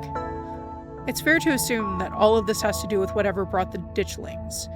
Something is coming, and whether any of us can stop it, I'm not sure. But we may be at the very least able to figure out what it is. And there's a central figure here. A cat. An enemy lurking in plain sight. Is it Tabitha? Oh, the cat's gotta be Pixel. Those are the 3 cats I know. Oh my. How do I know you're not the cat? I'd like to see. I'm sure it wouldn't make much sense to most people. It'll probably look like a confusing mess of old leaves, but you're free to take a look. You take the cup, staring down at it. It's just leaves. There's no pattern, nothing swimming together in the dregs of your tea to give you any warnings or premonitions. After a long moment, Sybil takes the cup back from you. I hope that settled your curiosity. Don't worry if you couldn't make sense of it. It takes years to learn this sort of thing, even for someone with your propensities. She winks conspiratorially. Okay. Cat could be Tabitha. I don't think it's Tabitha because I think she's a bitch, but I don't think it's malicious. The cat could be Wayne. The cat could be Pastor Daniel. There's something wrong with that poor young man, isn't there? This poor dude. I don't think there's actually a bad bone in his body. There's just something perennially off-putting about him. His whole situation's rather unfortunate. The cat requires a level of closeness that I don't think the good pastor is really capable of. Not to be rude or gossip, but I don't think he has a single friend in this town other than his wife and daughter. You don't have to figure out an answer right away. It often takes time for the mind to connect the dots. Just be on guard and keep vigilant that someone close to you isn't to be trusted. We know from the ditchlings that something terrible is coming your way. It's likely that it's connected to some hidden enemy. Perhaps we can try to counteract whatever might be planned for you. Judging by what you told me last night, those stones, carvings, seals, whatever you want to call them, I think it's likely they have something to do with this. Until the cat reveals itself, it seems like your best course of action is to seek these carvings out, piece together what you can from your visions, and arm yourselves with information. Have you sensed any others around town? Do you think you might be able to find another? Oh yeah. Your thoughts drift to the door yesterday, the one that seems to draw you in, urging you deeper into the clinic. Even just remembering it is enough to tug at you, compelling you to return and open it to see what's on the other side. You can find Stella later. Maybe you can even find her there. What's important now is finally seeing what's hidden in the clinic. I think I felt another at the clinic. But bad stuff is always happening around them. I shouldn't seek out more of them. I'm just going to be straightforward. That's good. If you can find your way inside and uncover another stone, that could give you a leg up on your adversary. You'll just have to be careful and avoid the doctor. Something tells me she won't take too kindly to you sniffing around her clinic. If I recall correctly, there's a hill that'll take you nearly all the way to the second story, and she never locks any of the doors up there. Just in case that's helpful information. Thank you, Sybil. I think that's all the help I can offer. I hope this conversation has been illuminating, even if it just brought up more questions than giving any clear answers. That's it? All you did was look at some leaves. Oh, thanks, I'll let you know if you find anything. It's helpful, because now I know to be on the lookout for anybody that's trying to get me. Glad to hear it. I hope all goes well. I wish you luck. Hopefully you won't need it. Thank you again for humoring an old lady and stopping by for a chat. With small grunt of effort, Sybil gets up from the table and you're escorted back to the door. And remember, be careful who you put your trust in. According to your tea, the cat is getting ready to pounce, and merely being ready for it might not be enough. Sybil closes the door to the tea room. The bells of its door strangely flat in the stale air of the nearly empty general store. Check in on Kanika. You're not going anywhere before checking on Kanika. You make your way upstairs. Mom, I really don't want any more tea. I think I'm just going to lie down for a while. Going to the clinic, hoping you would join me.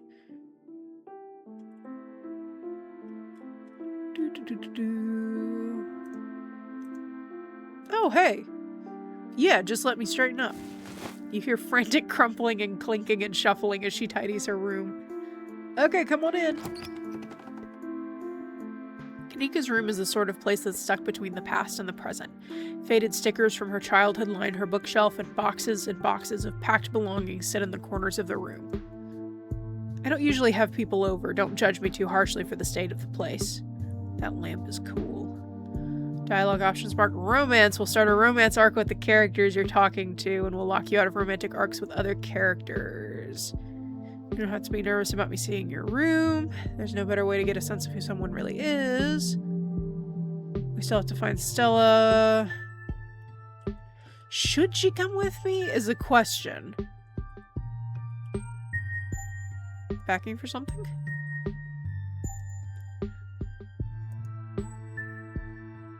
I never really unpacked.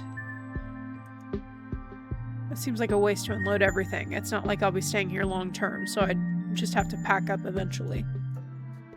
I guess I did move back in over a year ago, so these boxes have just been sitting here unopened for a long time.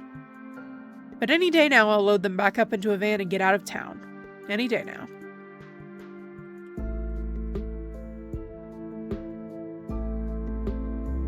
I'm going to investigate the clinic. You should come with me. I was hoping to be able to check in with Reese sometime today. I want to ask if he knows anything about Stella and, make sure he's okay after what happened at dinner. Yeah, screw it. Why did I even listen to my mom in the first place? I don't need to sit around my room just because she said so. The two of you make your way back out into the hallway. But before you make it to the stairs, the light turns on, startling both of you. I thought you were going to get some rest, Kanika. You should really get back to bed. Or this cold of yours is only going to get worse. I feel like whatever she has, since she's so worried about it, is not a cold. I think there's something else going on. But I still have a lot of energy. I don't feel like sitting around. I don't think I need to. Of course you do. I know what's best, and you just haven't been yourself the past few days. All this running around has been a detriment to your health. Miles and I want to see you healthy. You hold this family together. You shouldn't get between a mother and daughter. Sybil knows what's best here, and Kanika is more than capable of speaking for herself. That accelerated heartbeat, she's running on adrenaline right now. It's going to wear out sooner than later, and she won't be able to help you if something happens tonight. You're putting her in danger. Those thoughts aren't yours. Clear your head. Something isn't right here. What was on that tea? What? Sybil, you can't expect to control your adult daughter. I don't even think Kanika's sick.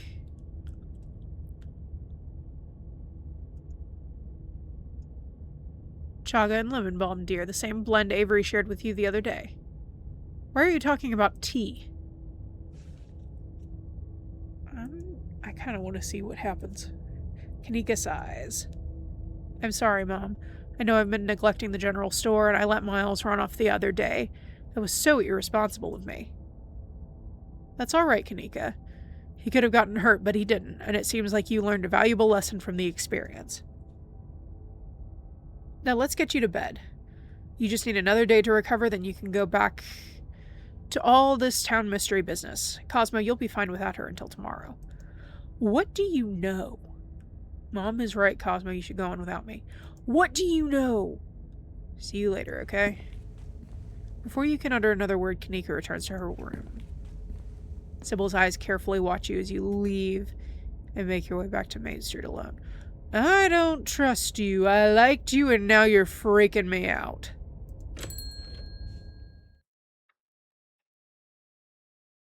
You make your way up the familiar hill, past the rows of ragged houses that make up Scarlet Hollow's residential area.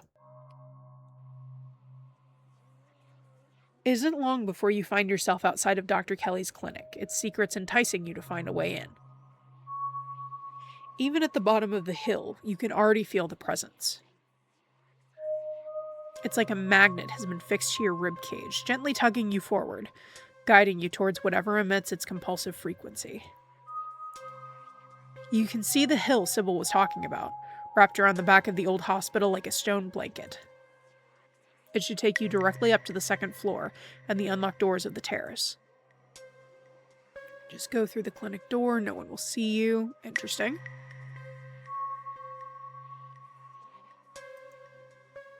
You found at times that even if you haven't wished to be seen, there's been nothing stopping you from remaining hidden.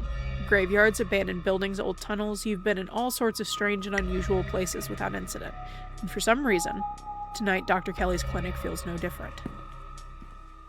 You haphazardly make your way up the old wooden stairs to the clinic's wraparound porch, taking steps in strange patterns. To an outside observer, you might appear to be drunk, but there's an unconscious method to your conscious madness, though even you would be hard-pressed to describe it. But there's no creak or moan of ancient wood as you make your way to the door. Silence. Heck yeah, who needs street smarts? I'm just psychic. You push the door open slowly and slip in. Oh, there she is. You can see the doc at a desk in some room down the hall. She hasn't noticed you. You shut the door silently, watching her closely. You're in the clinic, free to explore as you please.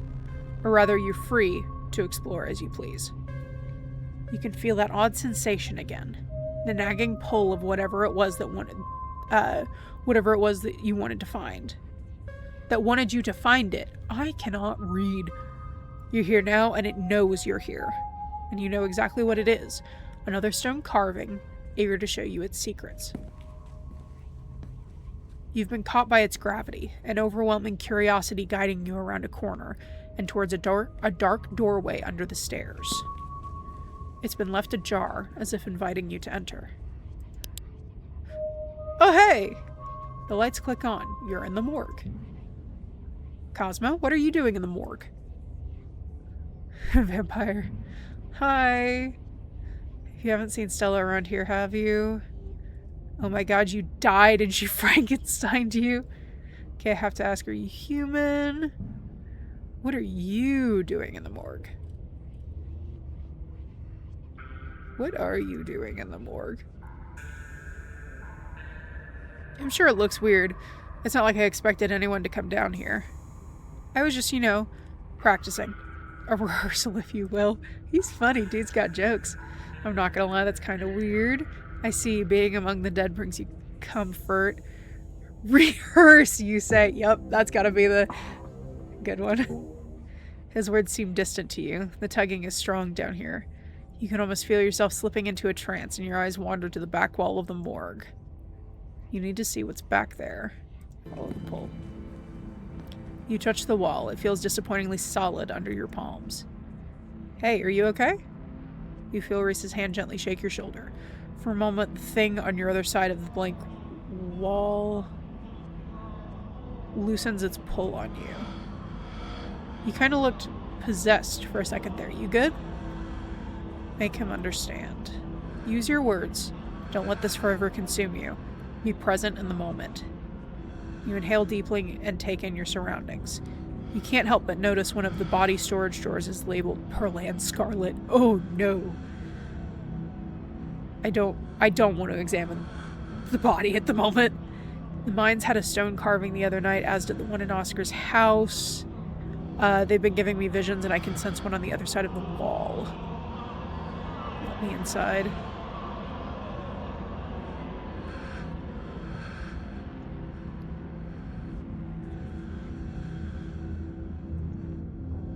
Reese glances back at the wall.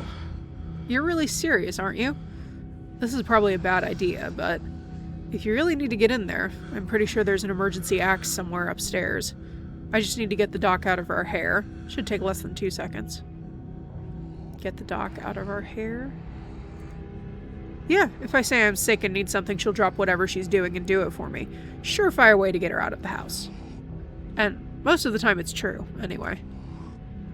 How'd you learn that little trick? Use what you got to get what you need, no shame in it. Doesn't that make her worry about you even more?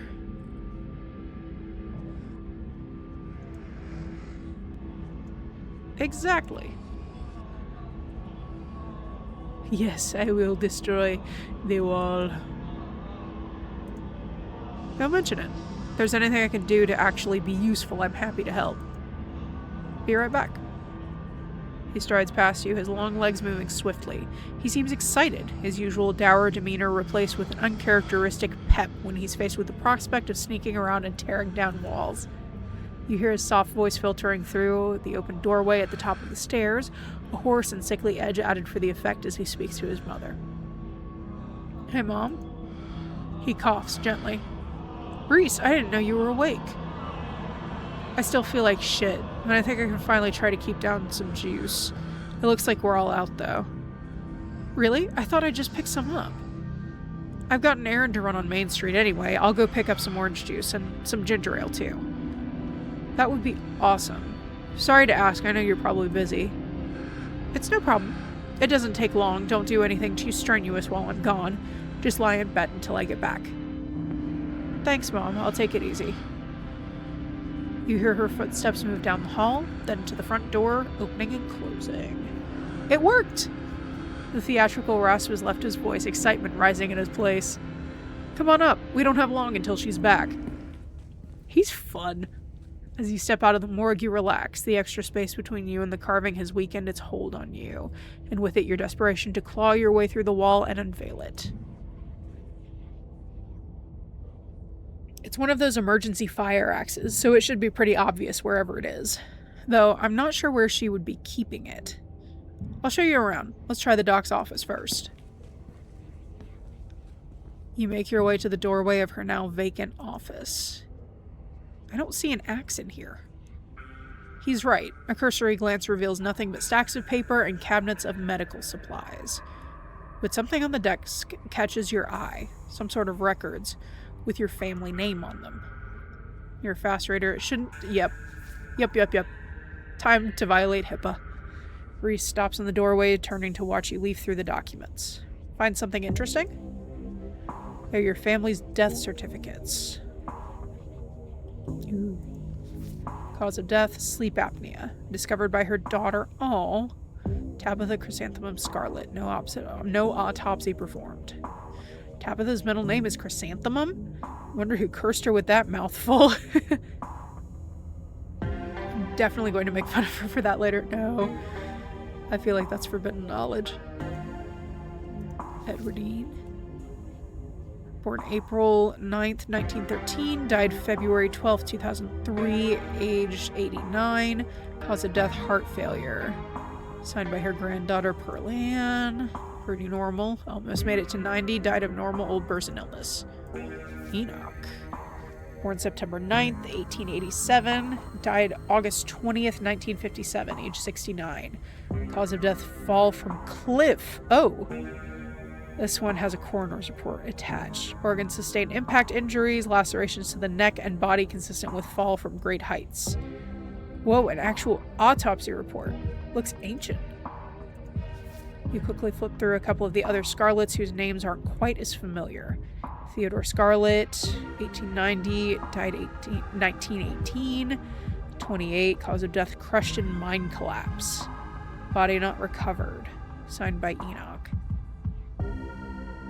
That's right, you had a great uncle who died in the collapse. Joseph Scarlett, born 1914, died 1944. Louis Scarlett, born 1920, died 1944.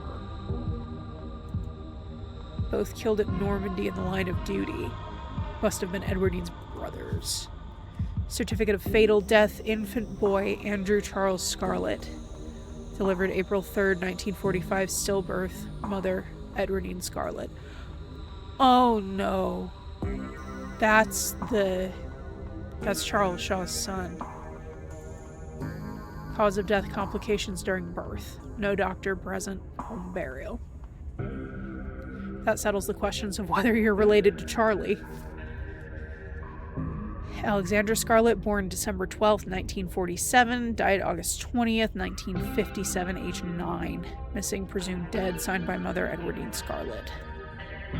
She went missing the same day Enoch died in a hiking accident. Mary Bell Scarlett, born September 3rd, 1946, Died October 30th, 1963, 17. Cause of death, complications during childbirth, signed by her mother, Edwardine Scarlet. So that is our grandmother, right? Wow, that's a lot of kids to outlive. You turn around and leave the office. It's time to move on. The medical supply room is probably a good bet. A fire axe seems like something that might be useful in a room full of chemicals. Just down the hall. There it is. Looks like it needs a key, though. We better not break the glass. I'd rather explain why I had to steal a fire axe after we've had the chance to use it. Good call. There might be a key somewhere else. He stops, as if listening to something you don't hear. Shit, she's back already. As if on cue, you hear the front door to the clinic open and close, the creak of its antique hinges echoing down the hallway. Footsteps start down the hall. She's headed this way. Quick, we gotta hide. I'm not supposed to be in here. He opens the closet and hurriedly motions you inside. You slip past him, scrunching into the small space best you can. He attempts to slide in after you. Yeah, we gotta hide. You make space, and he slips in next to you, closing the door just enough that you can both still monitor the entrance to the supply room. Dr. Kelly storms in, plastic bag in tow. She takes something out of the bag and places it on the counter. And then she hurries back out, bag rustling as she makes her way back down the hallway. We better wait a second, just in case. 7 minutes in heaven in the closet while we're hiding. Sure. You momentarily distracted from the danger at hand by Reese's sudden closeness. It's almost strange to be here with him after he was hidden away for the first few days of your week in Scarlet Hollow. It made him into seemingly a mythical figure, the tragic artist wasting away in the basement guarded by a tyrannical warden. Now he's right in front of you, a flesh and blood human being, one you could reach out and touch if so desired. No one I'd rather be stuck here in an enclosed space with. I like you, you're interesting. The edge of the door shakes slightly. You realize his hand is trembling on the wall. I think you're interesting too. He's sweet. He's fun and he's sweet and I like him. You see blush rise to his cheeks and he tears himself away from your gaze, trying to hide his face under the guise of staring out into the supply room beyond. The doctor's footsteps return, the floorboards creaking as she makes her way back towards your hiding spot and interrupting your quiet moment. His head swivels suddenly. That was the door to the house. We're clear, let's go. The two of you spill out of the closet. Reese quickly starts pulling out drawers, scanning for keys. You can't help but notice what Dr. Kelly left on the long steel table in the middle of the room. A sprig of small furry fruits, castor beans. Was I right? Is she poisoning him? You've seen them elsewhere in town, but for the life of you, I was literally just there. I know where I saw them. It was in Sybil's room. I knew she was sketchy. Why does your mom have castor beans?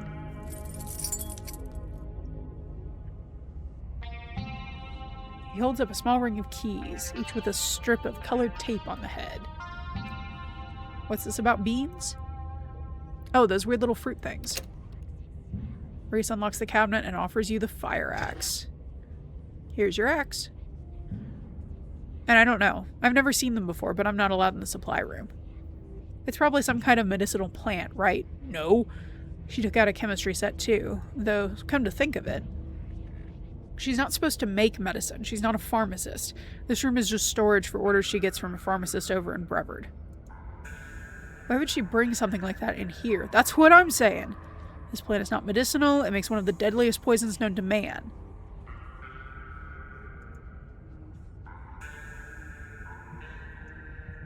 But she's not using it for that, right?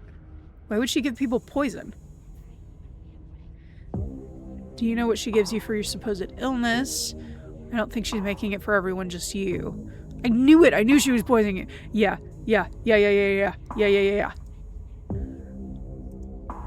No, I don't. She never explains it. I thought it was just too complicated for me to understand, so she didn't bother.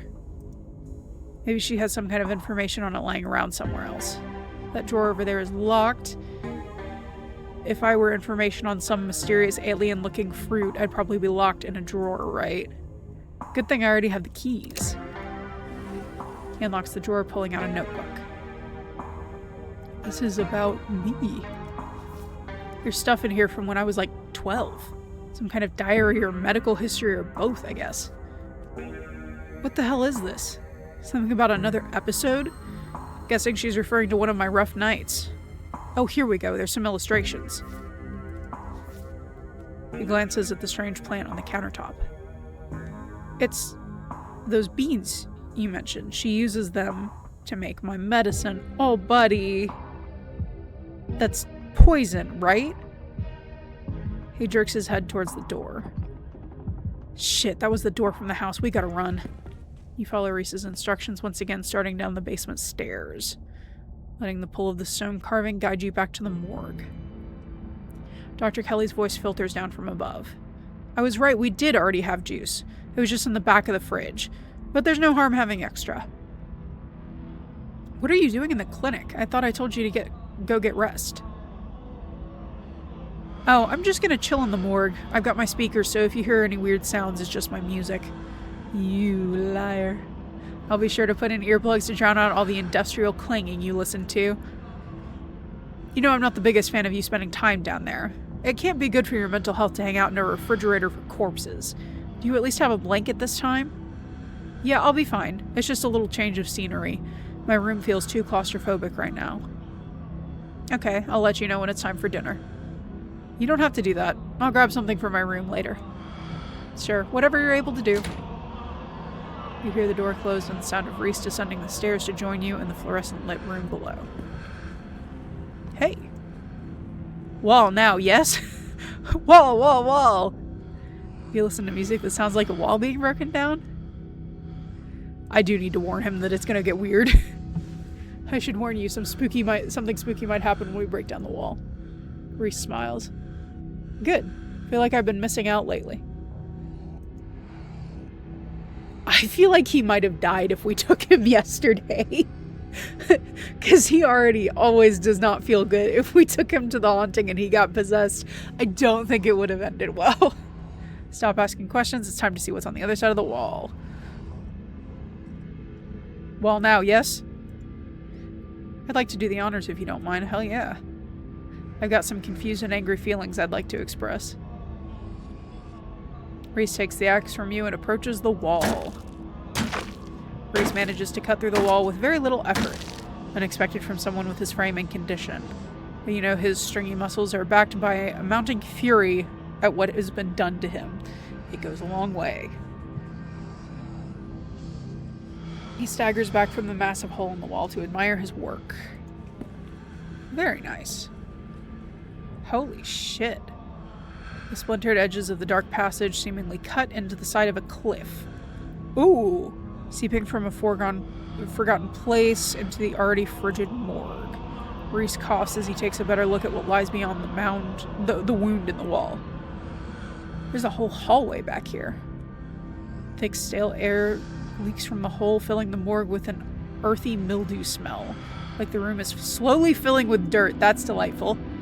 And with the stink of grave-like room beyond comes an even stronger compulsion. You step forward.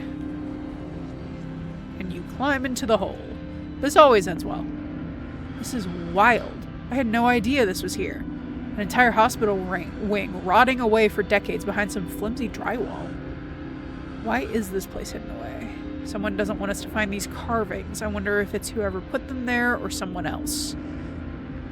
The thing we're looking for is just ahead. I'm probably going to pass out when we find this thing. Don't be too worried about me. I'll be fine. I need to warn him about that because that does happen, doesn't it? Thanks for the heads up. And there's a wheelchair there. It'll be fine. You step forward into the unknown. You don't bother to retrieve the axe. The final wall concealing the carving is rotten. Water damage having eaten away at the wood over the course of unknowable years, the planks nearly reduced to sawdust. You tear into it. Ooh. That's freaky looking. Enoch, I thought you weren't going to come. I was worried you'd leave me forever. Injured man. They said there's nothing they can do. I'll never use my legs again. Enoch, what am I going to do? Calm down, Teddy. These doctors don't know what they're talking about. Oh god, he killed his brother, didn't he? He didn't die in the collapse. This was fratricide. God damn it. I've been doing my own research and I've found us an alternative. You won't have to worry about anything from here on out, I promise. I went to talk to the witch. A witch? But that's nonsense. It's all right. It's all sorted. We're taking you home today, and everything will be resolved by this time next week. That's right, Doctor. At this point, I think it's safe to say his body was never recovered. Whoever it was claimed to be Theodore. It wasn't him. Wasn't even paralyzed, as it turns out. Just some grifter trying to take advantage of the tragedy. Uh-huh. God, this family sucks. Your vision swims back into focus. It takes a solid second or two to reorient yourself. You're in an unfamiliar bed. Reese leans against the far wall, eyeing you with concern and curiosity. Hey, I was worried you slipped into a coma or something. You tore down the wall like a wild animal, found some weird carving, and collapsed. I think you might have had some kind of seizure. Yeah, that keeps happening. I know you warned me that might happen, but are you okay? Wait, nothing spooky happened? The mountain didn't collapse on us? No ghosts?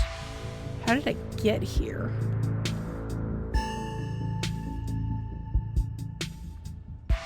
No, nothing. You fell down, twitched a little, and when you seemed stable, I carried you back here. That was a few hours ago. You carried me? You don't have the kind of muscle... Yeah. But you have a delicate constitution. Thanks, man. I appreciate it. Woo, that's great. Maybe there's something spooky going on right now and we just haven't realized it. One mostly normal day. I don't want to call him weak because that's mean. Should have been a... Sure. Could always put on a repeat performance if that's the sort of thing you'd like. Okay, I had a vision. Like a hallucination? I have those sometimes too. Used to have them a lot as a teen. Always just weird little things, like my hands would look wrong, or my neck would seem too long, or the room would feel smaller. What? At least one of those death records is murky. I don't think Teddy died in the mine collapse. I think the carvings are trying to warn me about something. These visions are things that actually happen. Whatever these visions are, you're making me very suspicious. They're making me very suspicious of my family. The carvings are clearly drilled into some big ass gas pocket that keeps giving me seizures. I don't think that's it. It's a weird thing to cover up, but not too surprising. An old family like that usually has at least a few secrets, but hopefully it's all ancient history. Not like it's easy to cover up deaths these days, right?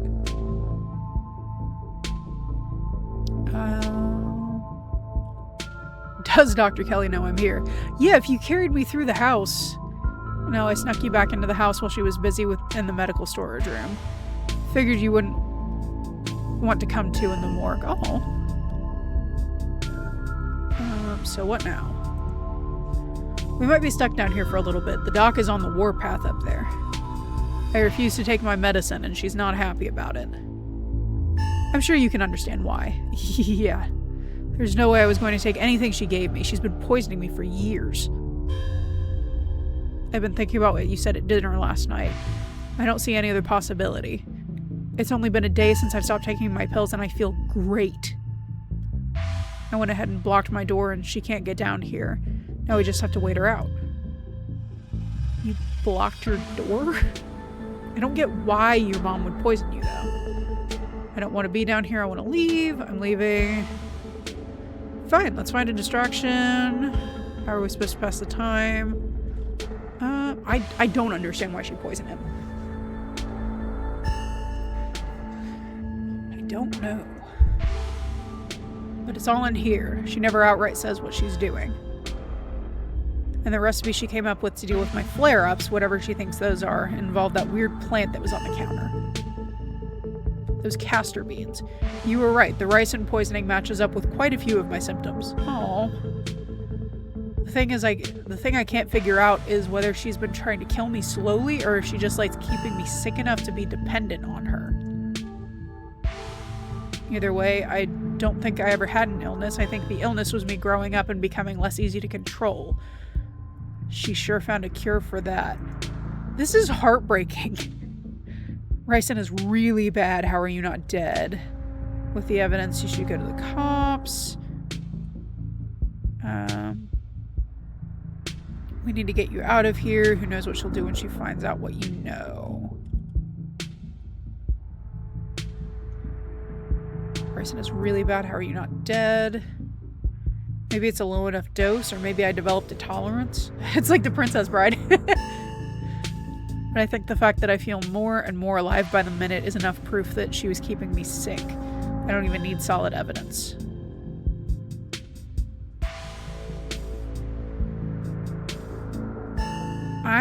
Okay, did you keep the fire axe? Because I'm low-key kind of afraid of her if she's, like, poisoning her own kid. We do need to get him out of here, but I feel like we need to sneak out instead of just barging out.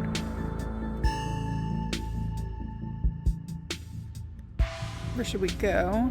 The only person I know who has a car is Kanika, and she's not answering her phone. I don't know anyone else. I don't have any other family to go to. I never even finished high school. Aww. When I get out of this house, I don't know how I can make sure I don't wind up right back down here. You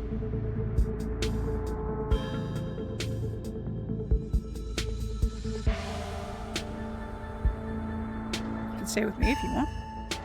As long as you're not allergic to cats. I live with a cat named Truck. He's terrible. Truck? That's a great name. I've never had any pets. I hope it's not too late for me to learn how to be friends with a cat. It's an exciting thought, living in Gravity Falls with you. He smiles, his eyes distant as he imagines the possibility of such a life, undoubtedly for the first time. Thanks, Cosmo. You have no idea how much that offer means to me. But I guess we've still got to pass some time before we can get out of here. A distraction seems like a good idea. As you can probably tell, I'm getting a little jittery. Maybe it's the lack of poison in my system for the first time in years, or the fact that my whole perception of reality has been turned on its head. Probably a combo, yeah. That would probably do it. It would obviously take more than a day for ricin poisoning to be out of his system. What an odd thing to say. It doesn't feel awful, to be honest. If your mom doesn't fall asleep, you could always draw me like one of your French girls. I believe you owe me a showing. Oh, I want to watch the scary movie! Do whatever it is you do to kill time, preferably something that'll help me ignore my mounting anxiety. I want to watch the horror movie. I know I've been picking the flirty options for the bit, but I want to watch the horror movie. Reese gets the movie set up and joins you on the bed. Let me know if it gets to be too much for you. I'm not a great judge of how other people will react to the sort of thing that I watch, but I definitely don't want you to feel uncomfortable. This is a slow burn of a movie. But the dread it's managing to build is palpable in the room. Or maybe that's just how it feels down here all the time. What with the grisly paintings, lack of light, cinder block walls, and of course the fact that the woman currently lurking upstairs has been poisoning her son since his teens. I've seen a couple of this director's films, and they're all interesting, though this is probably the best introduction to his work. The way it jump cuts to seemingly unrelated TV show recordings that then wind up tying back into the narrative adds a level of realism and depth to the world that I really find really engrossing. It's a found footage used to its fullest. I can't believe I'll be able to do things like this from now on, just put on a movie and hang out with people I like. He trails off, his newly energetic and chatty demeanor once again replaced with his usual shy, tense self. But you can still tell there's something different about him now that he hasn't had his daily dose of poison. Something is changing inside of him. Reese, you feel different, like your whole personality is changing. Is everything okay? I'm glad you'll be able to have a social life, and I'm happy to be part of it. Let's not get ahead of ourselves. First, we have to get out of the basement.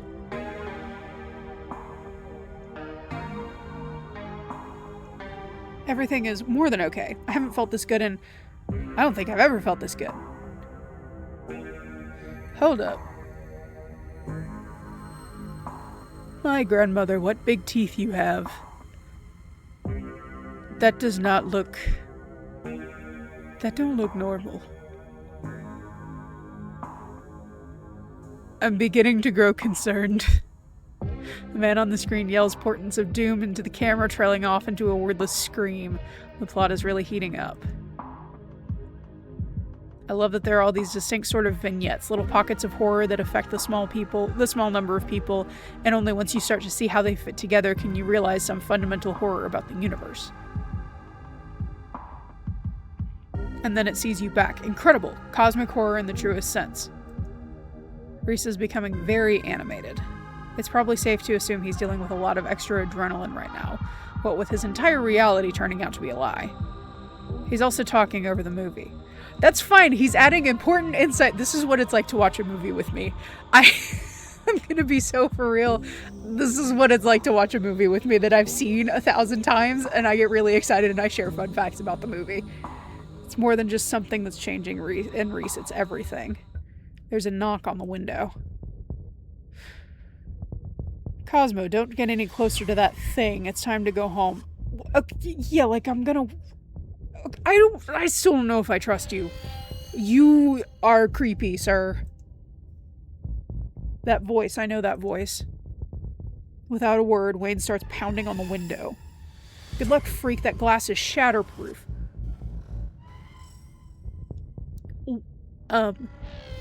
Why do you know that your window is shatterproof? Why do you know that your window is shatterproof? Enemies upstairs, enemies outside, we're surrounded. Even if I get out of this house, I won't be safe. You won't be safe. What do you mean? Wayne isn't gonna hurt you, he hasn't hurt anyone. Why did he call you that thing? You're being weird, man. I don't need you to protect me. Okay, I don't know how true it is that Wayne isn't gonna... because he hasn't hurt anybody yet, but he also just keeps showing up places. Because he's some kind of monster, and he wants me dead. Can't you feel that? The murderous intent is practically oozing out of him. Is he a murderer, or is he just creepy?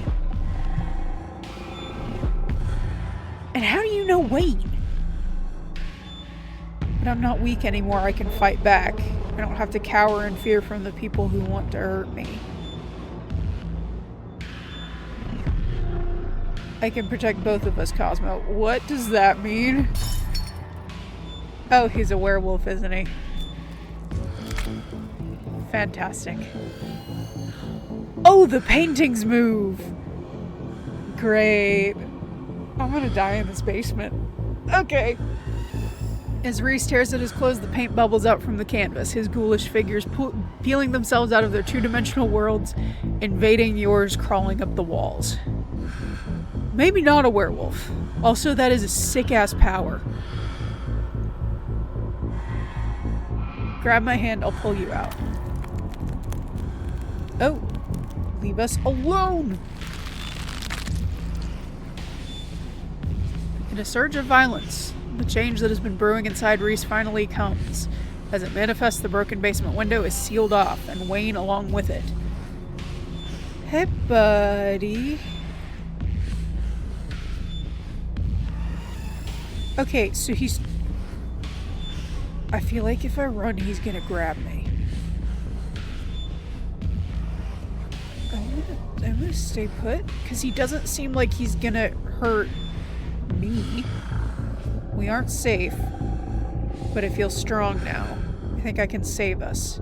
Stay here, I'll be right back. I have to deal with the doc. Oh, angry monster rampage. That's where this is going. Fantastic. Okay. Reese storms upstairs, leaving you with his creations. Definitely not doing that. Try and warn Dr. Kelly. You're not sure who to help. Best to follow Reese. I kind of want to see what happens. You make your way to the door that beckoned to you yesterday, all intrigued now, washed away. You know where it leads, you know what secrets the stone that lurked in the forgotten basement of the clinic had to share with you. Now the clinic holds a new horror. This is gnarly.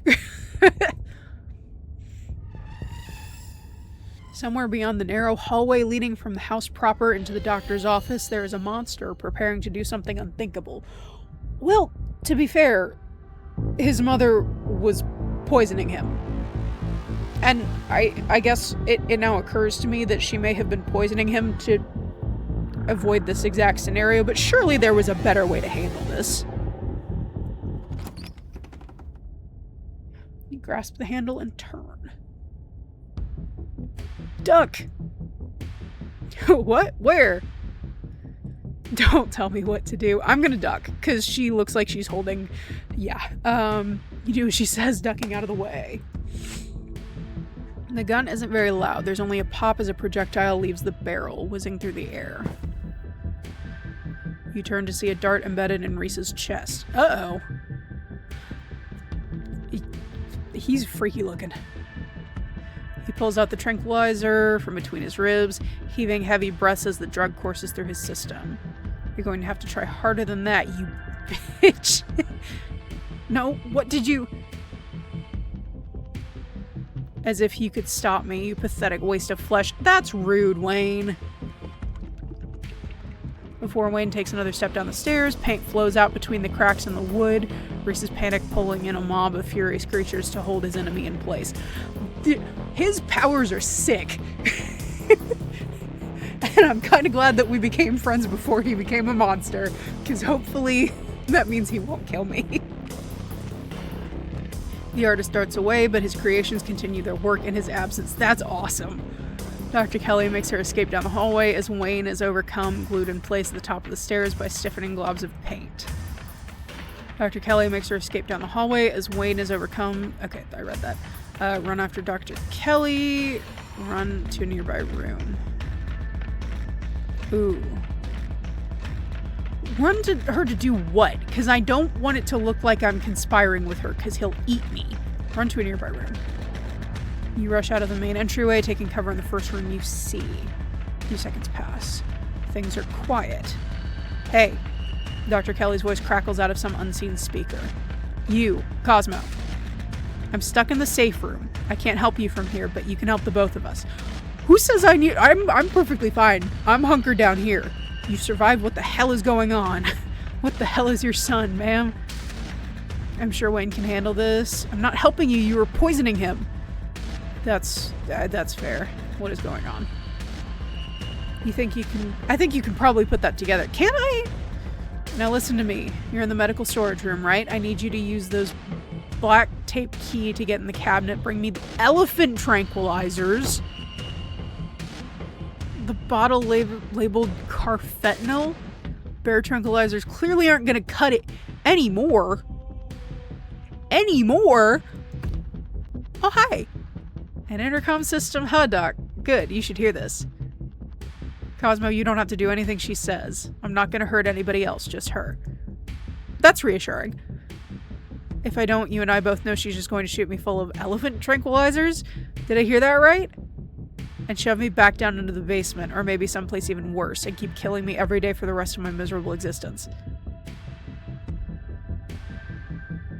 Yeah. I feel amazing right now.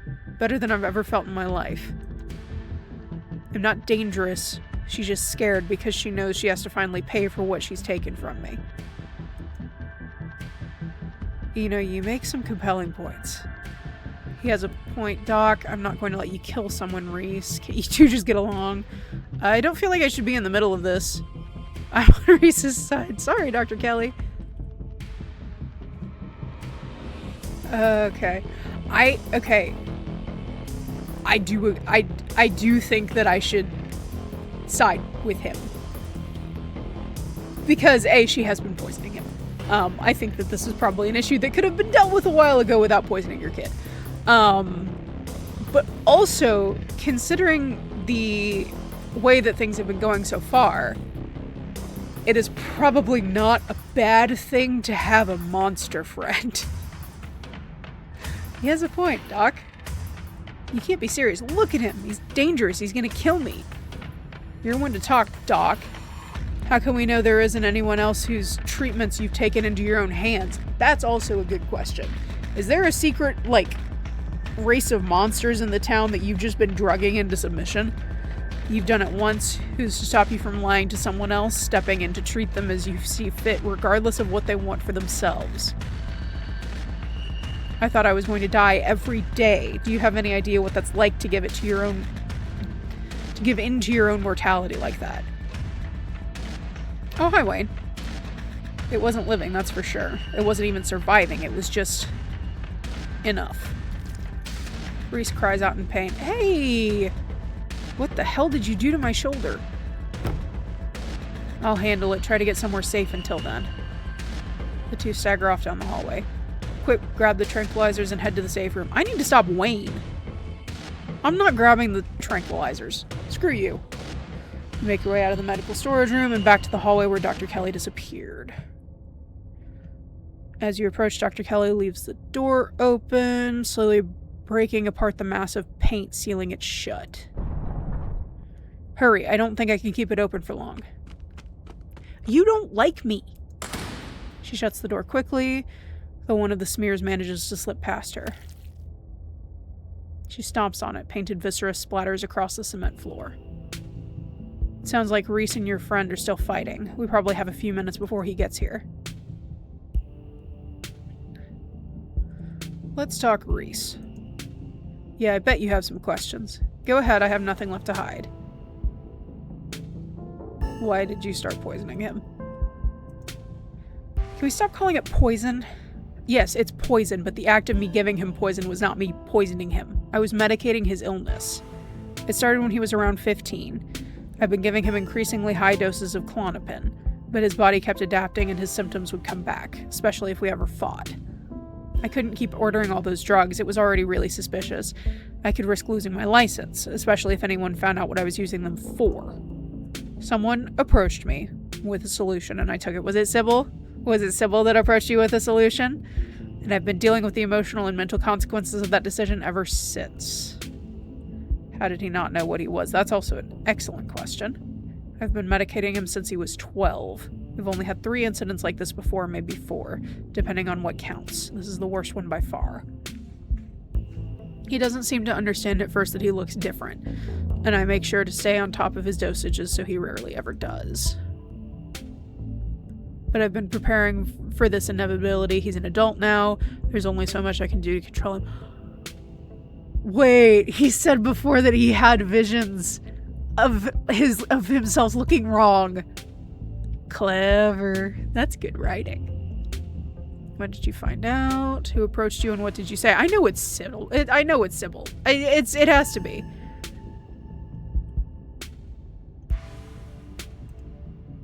A strange little smile creeps onto Dr. Kelly's face. I wish I knew. Reese just kind of happened.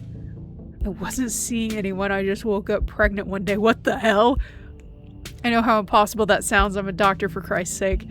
What? I kept having these weird dreams, almost like sleep paralysis episodes. Romantic sleep paralysis episodes. Oh my god. He's the child of a sleep paralysis demon. They're actually kind of sweet, but they were just dreams. But then all of a sudden my period stopped. I got motion sickness. Not motion sickness, morning sickness. Jesus Christ. And roughly 9 months later, Reese. What the hell? What is he? Yeah. At first I thought he was some kind of werewolf. That was my first thought. If he is, he doesn't follow any of the full moon rules or anything. Silver doesn't do shit. And you've seen what he looks like. It's just weird. That's mean. It's not that bad. I literally just said he looks funky. Like, not even 5 minutes ago. I almost wish I could examine him while he's fully transformed. I'd be fascinated to know what happens to him or how his body does it. That's weird. Don't experiment on your kid. But he seems pretty hellbent on ripping my throat out, so I guess I'll just have to that'll just have to remain a mystery. No shit. Who approached you and what did they say? Dr. Kelly gives you a long, hard look. It's Sybil. I know that it's Sybil. I don't want to talk about that woman. But screw it. I might die tonight, so sure, I'll tell you. And that's all I have to say about that. What? Wait, what was that? How do you know he's dangerous? What the hell was that? I know it's Sybil because I saw the stuff in her shop. I made note of it. Well, he wants to murder me, so that's clue number 1. It's not like he's usually a violent kid. He's mostly just sad, but every now and then we butt heads. That's usually when this side of him comes out. So it's like a Jekyll and Hyde sort of thing. So he could be fine if he didn't find out that you were actively poisoning him. Imagine if this happens every time he gets frustrated with anyone. Imagine he gets road rage one day, turns into a 12-foot tall monster with a million teeth, rips somebody apart in the middle of a major metropolitan area. Okay, but if you would have, like, put him in therapy instead of drugging him, which is probably not correct, it's wishful thinking, but I feel bad for the guy. He is indeed a menace to society. That doesn't mean he's dangerous. Yeah, you are the biggest threat to him. He's been kind to me. Yeah, he's been kind to me. Yeah, and Ted Bundy was kind to people he picked up off the side of the road. Damn. Comparing your own kid to Ted Bundy is a wild take. He's a really sweet kid most of the time, but I can't let that overshadow the violence he's capable of. When did you find out? He's taken an awful long time to roll up and rip his mom in half if that's what's gonna happen. A little after he hit puberty. He had all the usual changes and a few extra thickened nails, sharp teeth, elfish ears. I figured he might have had some kind of genetic disorder. We had him checked out a few specialists, but there was obviously nothing wrong with him. Then we had an argument and he changed right in front of me.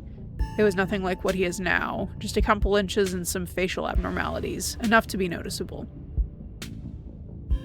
I was scared he could see that and he stopped. So he stopped! I thought it was a one-off, maybe a hallucination, but the second time it wasn't as subtle. It didn't go away as easy. That's when I knew for sure there's something beyond my realm of expertise. Yeah, you could say that. He was such a cute kid. When I found out I was pregnant, I was terrified. I didn't know if I'd be ready. He made me love being a mom. It's not like I was going to be sunshine and roses forever. No matter what, kids grow up and they change, sometimes for the worse. This is part of being a mom too. Is it? Doing what you can to make sure the child that you brought into the world doesn't go around eating people. Leave it at that. What is this room? Old exterior room, lead-lined walls. After I realized the whole situation was a possibility, I had the door reinforced with special remote-controlled locks. Any other secrets? You have it all. You have no idea how relieved I am to say all this shit out loud. Well, is this a good time to tell you I didn't grab the elephant tranquilizers? What's the game plan? Well, I pump him full of elephant tranquilizers and I lock him in here. And then I somehow convince him to see things from my perspective. We all live you can't just pump him full of elephant tranquilizers. That's just wrong. And if you can't, if he manages to find a way out and kills you, so you're just going to lock him away again. It's going to make him feel trapped. It sure is, especially since I have to isolate him even more now that he knows what's going on. He's going to hate me. Then why do you keep doing this shit? You gotta work with what you've been given. What I've been given is an ethical dilemma where I either let my son kill me, freeing him to go out and kill others, or imprison him for the rest of his life and force feed him poison to keep him controllable. Or the third option, kill him. Don't do that. I've decided which outcome I can live with. I guess we're just hanging out. So before I click through this, I already made the choice and she's gonna die, right? Because I fully didn't grab the elephant tranquilizers. That's what's gonna happen, right? Shit, this might be game time. Get those tranks ready. Well, I hate to tell you, Doc. We have to get this door open before he crosses the hallway. Dr. Kelly opens the door. The two of you stare out into the hallway. Does this make me a bad person in this game? I was going for a... Oh, hi. I wanted to do kind of a pacifist route with this, and I'm seeing that this may no longer be a possibility. Is this what you were so afraid of? A little bit. You kind of got a little something right there. And over the tranquilizers, this is our shot. Well, you didn't take the tranquilizers, did you? Come on, what's the holdup? I don't have them. You stumble back into the safe room, away from the open doorway, and Dr. Kelly, I'm so sorry. But also I'm not, because I think you're a shitty person, too. This is a lose-lose situation. Oh my god, you didn't get them, did you? She lets out a strangled laugh. There is no moral... Again, this game keeps slapping me in the face with trolley problems. And I don't know if I pick the right answers. Reese pushes his now massive form into the safe room, staring down his mother. Oh! Reese pushes his now massive form into the safe room, staring down his... I don't want to watch. Yeah. You close your eyes. There's a loud scream, followed by a crunch and a pop. Then comes a loud splash of organs hitting the ground. You hear another round of crunching and tearing, and then... silence. It must be over. Should I open my eyes? It's the only option I have. Oh, he's back to normal. It's fine. Sorry you had to be here for that. Oh. Welcome. I need to stop saying that to people. Welcome to the Dead Moms Club. What happened to Wayne? Hold him tight. Hug him. How are you feeling? She did what she had to do. She's going to lock you up forever. It's okay. You're free. I can still romance him as the monster. I mean, I feel like I kind of have to now. You carefully pick your way across the room, trying your best to avoid the fresh blood splattered across the floor, and kneel next to Reese. This is like a Lisa Frankenstein situation. It's fine.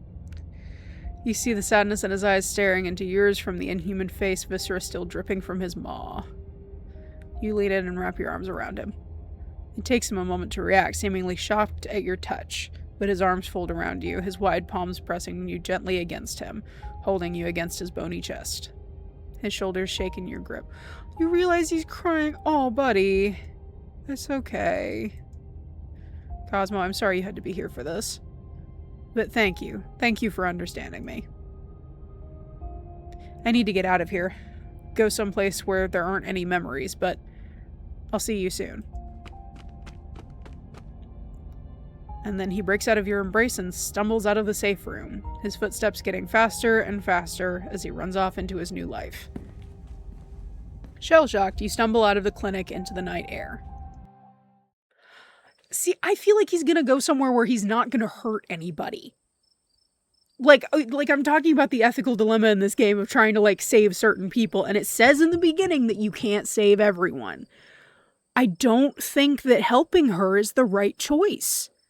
Because that's just horrible. You can't do that to somebody. And she even said that he hasn't been violent up until this point. Because he found out that she was poisoning him. I have a lot of feelings. This was a hard one. The night is oddly warm compared to the chill of the day, crickets singing quietly in the sleepy little neighborhood. Everything that happened in the clinic almost feels like a dream, and now that it's over, you realize how little it meshes with your understanding of the world.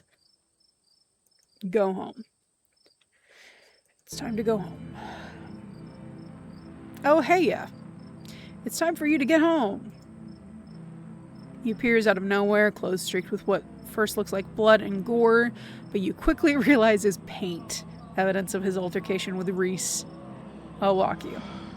I also still say that his powers are sick as fuck, and that alone is reason enough to keep him around.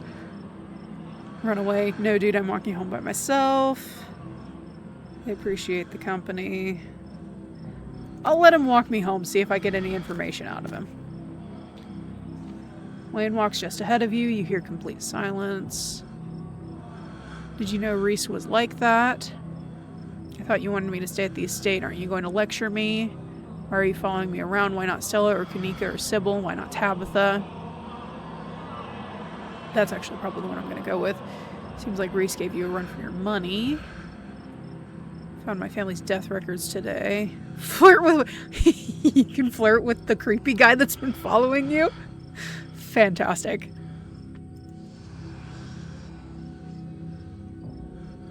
Because you're special. I knew he was different. How exactly, I wasn't sure, but now I know. I should be able to make quick work of him next time. No, you're not. Don't you lay a finger on him, you hear me?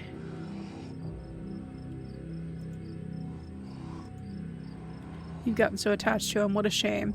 I don't suspect he's long for this world. No! Even if I don't put him out of his misery, someone else will eventually. They're gonna have a hard time doing it.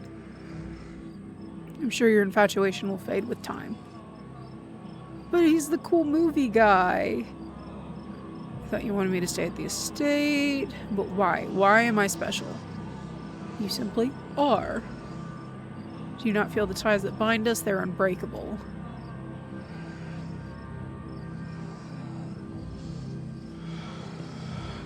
Do you know what happened to Stella? I don't have to. She didn't have it in her to stand by your side. What? Remember that if you find her, she won't be there when you need her. She has had a hard couple days. We all have.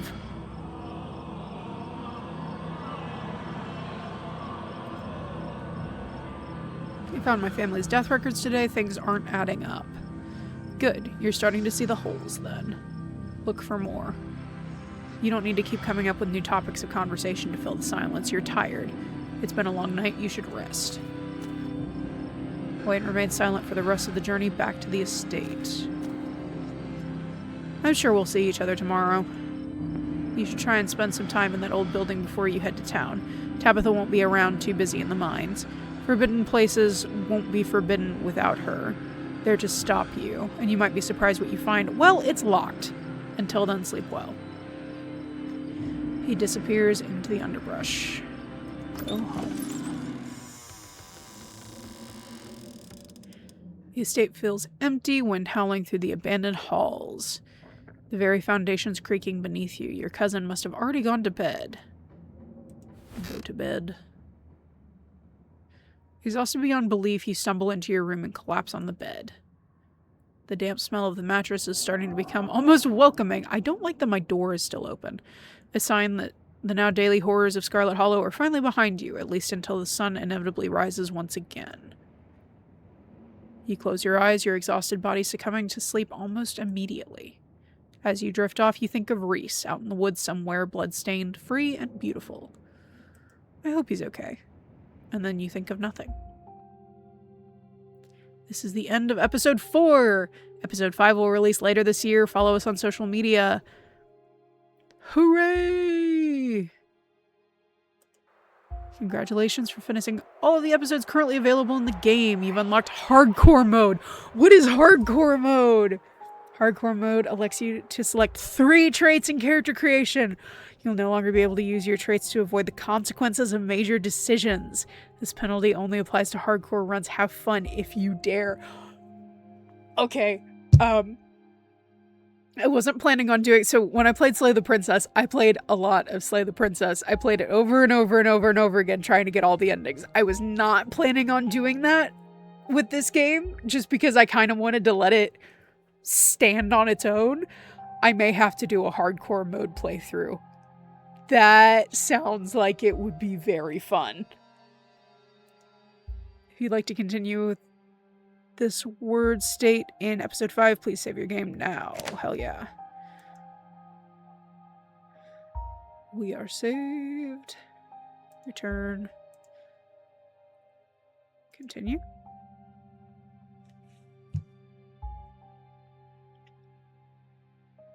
Okay, so that was episode 4 of Scarlet Hollow. I feel like now I have so many more unanswered questions. Do I feel good about all of my choices? Not so much. Do I stand by them? Yes. Okay. So what we have so far, I'm really excited to play episode 5, and I can't play episode 5 yet, and I'm really bummed that I can't play episode 5 yet. So what we have so far, something is happening with the mines, and it's not just the strike. Stella is missing. We don't know anything about where Stella is. Sybil is possibly evil, because not only was she helping, because I mean, it cut it out, but that's obviously who supplied her with the poison to poison Reese. She was helping the doctor poison Reese. But I feel like she's also doing something to Kanika, because she keeps insisting that Kanika's sick, but Kanika does not. I don't know. It's really weird. At first I trusted her because she was another like mystic presence, and since I picked the mystic talent thing, I was like, heck yeah, we vibe. But now I'm kind of thinking like she may be somebody to look out for, and I do not fully trust her, which sucks because I really like Kanika. Oh gosh, and now I have a monster friend that's running out in the woods, and now I'm concerned for his safety because the ghost guy, is he a ghost? I don't know what he is because he just keeps popping up places. Wayne is now apparently going to be hunting him, which I don't like. Oh gosh. Okay, I have so many questions. And I have so many questions about what happens in other playthroughs too. Like oh my gosh, this game is so cool. I've had so much fun playing it. I can't wait for episode 5. So that was episode 4 of Scarlet Hollow. A lot happened. So much happened. So I will be playing episode 5 whenever it comes out, which I think at the time of recording this is the end of January, and I think it actually comes out in a couple weeks. I have to double check social media, so you won't have to wait for the episode 5 video, but I have to wait for the episode 5 video. So I'm looking forward to the episode 5 video. If you like the series, I will continue to do like spooky type games. I did a Slay the Princess playthrough last year that I streamed. Those videos are on the channel. Go check that out because this is the same company that did Slay the Princess. And the guys are still playing through Danganronpa, and they stream that occasionally, sporadically. Keep an eye out. As for anything else, we still do the podcast. That's once a month. I do a horror react series, so if you like this kind of horror content, all of my stuff is starting to tilt towards just being a horror content channel, which is not necessarily always the vibe. Usually it's about nerdy stuff, but I've been falling down the horror rabbit hole lately. I do a horror react series where I watch different analog horror things on the internet, and I try not to cry on camera. So far, my track record is not great. So yeah, check that out if you want even more horror stuff. And don't forget to like, subscribe, comment, ring the bell, do all the things to stick around and catch us doing other stuff later. I'll see you guys later in chapter 5. Bye.